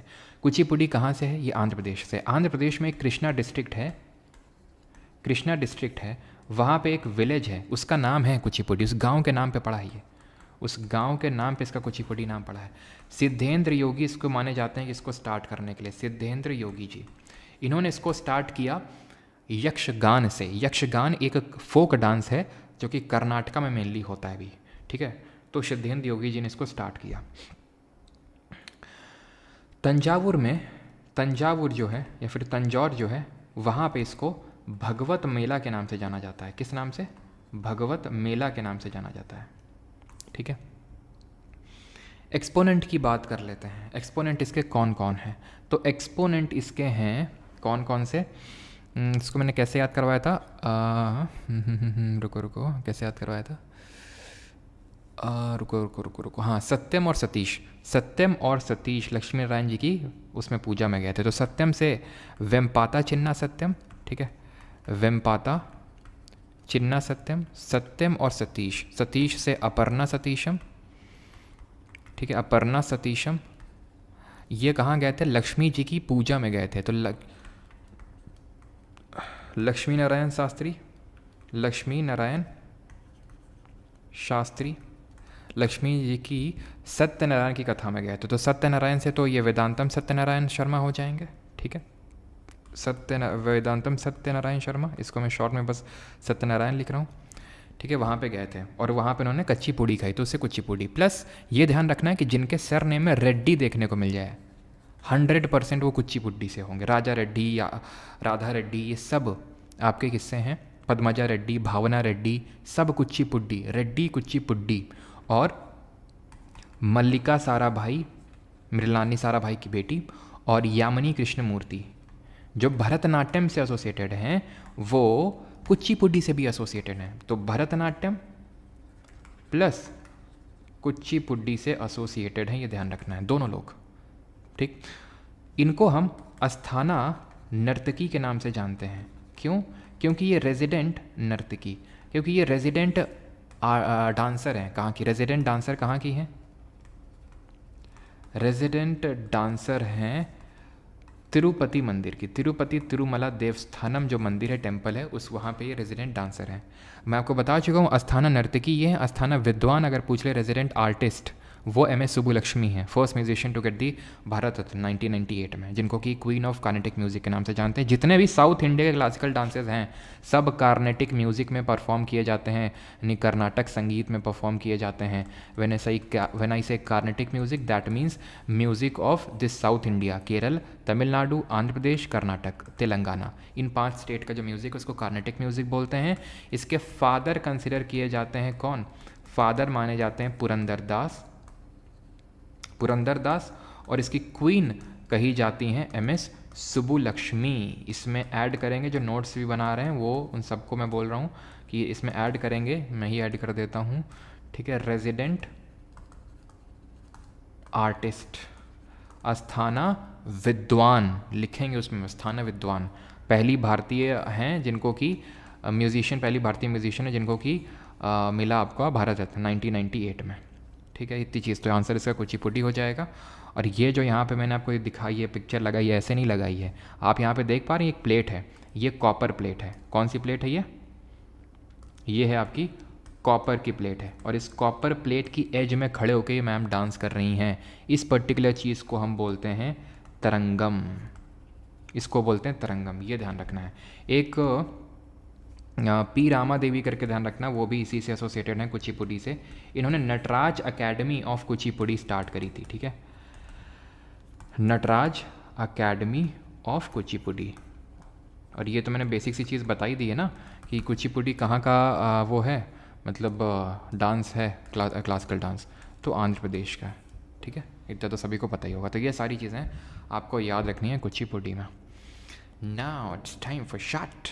First question, who won the women's FIFA world cup? England, Spain, Brazil, Argentina. तो किसने विमेंस फीफा वर्ल्ड कप जीता? 2023 में हुआ था, 2023 में। बैलेंस सही है और क्या, ठीक है। तो फीफा वर्ल्ड कप 2023, पहली बात तो कहाँ पे हुआ, होस्ट किसने किया और जीता किसने? तो होस्ट ये किया ऑस्ट्रेलिया प्लस न्यूजीलैंड ने, और जीता किसने इसको? जीता स्पेन की टीम ने। ये कहाँ की टीम है? ये स्पेन की टीम है ये। और किसको हरा के जीता? इन्होंने इंग्लैंड को हराया, ठीक है। स्पेन ने जीता, इंग्लैंड को हराया, तो आंसर क्या हो जाएगा? ऑप्शन नंबर बी, ठीक है। अब यहाँ पे आपसे क्वेश्चन पूछ सकता है कि गोल्डन बॉल, ठीक है, ये सब अवार्ड किसको मिले? जो होता है ना, गोल्डन बॉल जो सबसे अच्छा प्रदर्शन करता है, गोल्डन बूट जो सबसे ज़्यादा नंबर ऑफ गोल दागता है तो उसको मिलता है। तो गोल्डन बॉल अगर बात करें स्पेन की ही है, आइताना बॉनमाटी, और बूट किसको मिला? हिनाटा मियाजावा। और जरा बताओ कल कि मियाजावा मिनीमाटा, कुछ याद आया कल का? मिनीमाटा कन्वेंशन किससे एसोसिएटेड है? जापान। तो मिनीमाटा कन्वेंशन है मरकरी पॉइजनिंग से associated. Minamata, Vienna convention, ozone protection, Montreal protocol, Kigali amendment, CFC और एचएफसी को फेज आउट करने के लिए, सो दैट ओजोन प्रोटेक्शन कर सकें। Stockholm convention, POP, plaster of Paris नहीं, persistent organic pollutant. Basel convention, Basel norms तो banking से हैं, बेजल कन्वेंशन पूछ रहा हूँ। Trans boundary, control of trans boundary hazardous जो चीज़ें होती हैं उनका ट्रांस बाउंड्री मूवमेंट को कंट्रोल करना, ये हमने चीज़ें कल पढ़ी थी, ठीक। आगे बढ़ते हैं। How many gold medal did India won in the under 20 wrestling championship? 2, 3, 4, 5। कितने गोल्ड मेडल्स जो अच्छा गोल्ड ही पूछा ना, कितने गोल्ड मेडल जीते हैं? तो देखो वैसे पहली बात तो ये हुई कहाँ पे? जॉर्डन में हुआ। जॉर्डन की कैपिटल क्या है? अम्मान, ठीक है। तो वहाँ पे हुआ जॉर्डन में। इंडिया ने टोटल 14 मेडल जीते, उसमें से 4 मेडल जो थे वो हमारे गोल्ड मेडल थे। वो 4 कौन कौन से लोगों ने जीते? तो एक तो मोहित कुमार जी ने, प्रिया मलिक जी ने, अंतिम पंघाल जी ने, अमित पंघाल नहीं है ये, अंतिम पंघाल है। अमित पंघाल बॉक्सिंग से हैं, ठीक, वो मेल हैं, ये फीमेल हैं अंतिम पंघाल, और ये रेसलिंग से एसोसिएटेड हैं। एंड सविता जी, ठीक है। तो 4 गोल्ड मेडल इंडिया को मिले अंडर 20 रेसलिंग चैम्पियनशिप 2023 में, जिसमें टोटल हमने 14 मेडल जीते। और हुए कहाँ पे? ये जॉर्डन में। ऑलराइट, थैंक यू, धन्यवाद। सेशन होता है ख़त्म, सेशन डिसमिस्ड। 4 क्यों लिखा रहता है रोज़?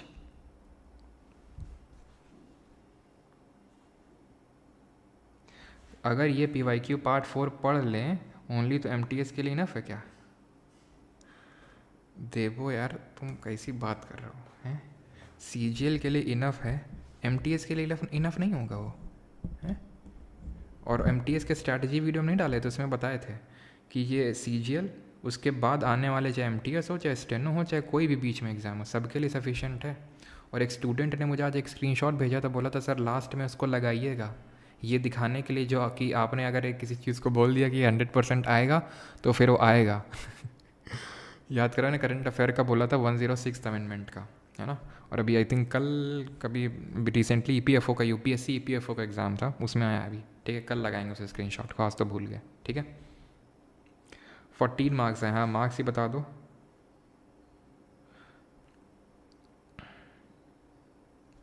Please remove the poll, it is a humble request potter. भाई पोल करवा के मुझे मज़ा नहीं आता है, पोल करवाने में टाइम लगता है। अगर आपको हटवाना है तो आप बता दीजिए, कल से नहीं होंगे। ठीक है सर, आप बहुत फास्ट बोलते हैं, तो चंदा जी आपको फास्ट चलना पड़ेगा, है ना। हमें अगर इतने शॉर्ट टर्म में सारी चीज़ें ख़त्म करनी है, देखो अगर मैं फास्ट नहीं कराऊंगा, धीमे धीमे कराऊंगा तो बोलोगे टाइम बहुत लग रहा है। चलो ठीक है, मैं उतना ही टाइम में आराम आराम से करवा दूंगा तो सारी चीज़ें नहीं हो पाएंगी, तो बोलोगे कि सर पढ़ाए वो आया नहीं। दिक्कतें तो हर जगह है ना फिर।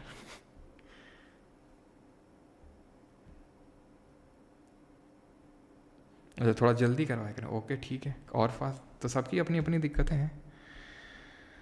हाँ, लेवल सबके निकलेंगे जो लास्ट तक खड़ा रहेगा, और लास्ट तक हर कोई नहीं खड़ा रहेगा। ठीक है, ये चीज़ ध्यान रखिएगा। जैसे कि आज कल थोड़ा सा स्टूडेंट ज़्यादा थे, आज थोड़ा सा कम है। क्यों? क्योंकि कल मंडे था ना, तो सब लोगों को लगा आज पहला दिन है, पहले दिन भगवान का नाम लेके चलते हैं। ठीक है, तो मंडे के दिन थोड़ा ज़्यादा होता, धीरे धीरे धीरे डिप होगा, फिर देखना मंडे के दिन फिर ज़्यादा होंगे, फिर उतने ही लोग होंगे। भाई आराम आराम से करने का भी मौका होता है, ये ऑफलाइन क्लास नहीं चल रही है। ठीक है, ईरान इंस्क्रिप्शन कहाँ है? मध्य प्रदेश में। ठीक है, तो इसको अब पॉज भी करने का ऑप्शन देता है, पॉज भी करने का ऑप्शन देता है यूट्यूब, उसका इस्तेमाल करिए। हाँ सर, आपकी फ़ोटो नहीं दिखती है क्यों? पता नहीं यार क्यों नहीं दिखती है, कुछ तो कैमरा नहीं है ना हमारे पास। कैमरा होता तो आज हम भी फ़ोटो दिखा के पढ़ाते, लेकिन वही है कि अब कैमरा नहीं है, वही एक लिमिटेशन हो जाती है। खैर कोई नहीं, अपने पास भी किसी दिन कैमरा होगा। पोल बहुत लेट आते हैं। पोल कहाँ बताओ? पोल हट नहीं करना है क्या? तो मैं मना कर दूंगा भाई, पोल हटा दूंगा। पोल के लिए टाइम लगता है भाई, एक लोग को बिठा के रखना पड़ता है कि भाई स्टूडेंट को अच्छा लगेगा, एंगेजिव लगेगा, तो प्लीज़ पोल लगाते रहिएगा। अब मेरे लिए तो अच्छा ही है ना, पोल नहीं लगाना पड़ेगा।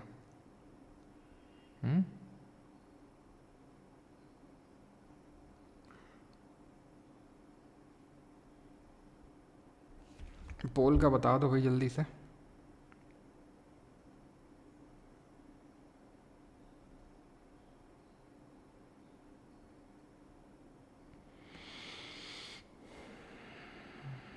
Ibn Battuta, yes Ibn Battuta आया था। ठीक है, विजयनगर के उसमें आया था ये। ठीक है, इब्न बतूता आया था।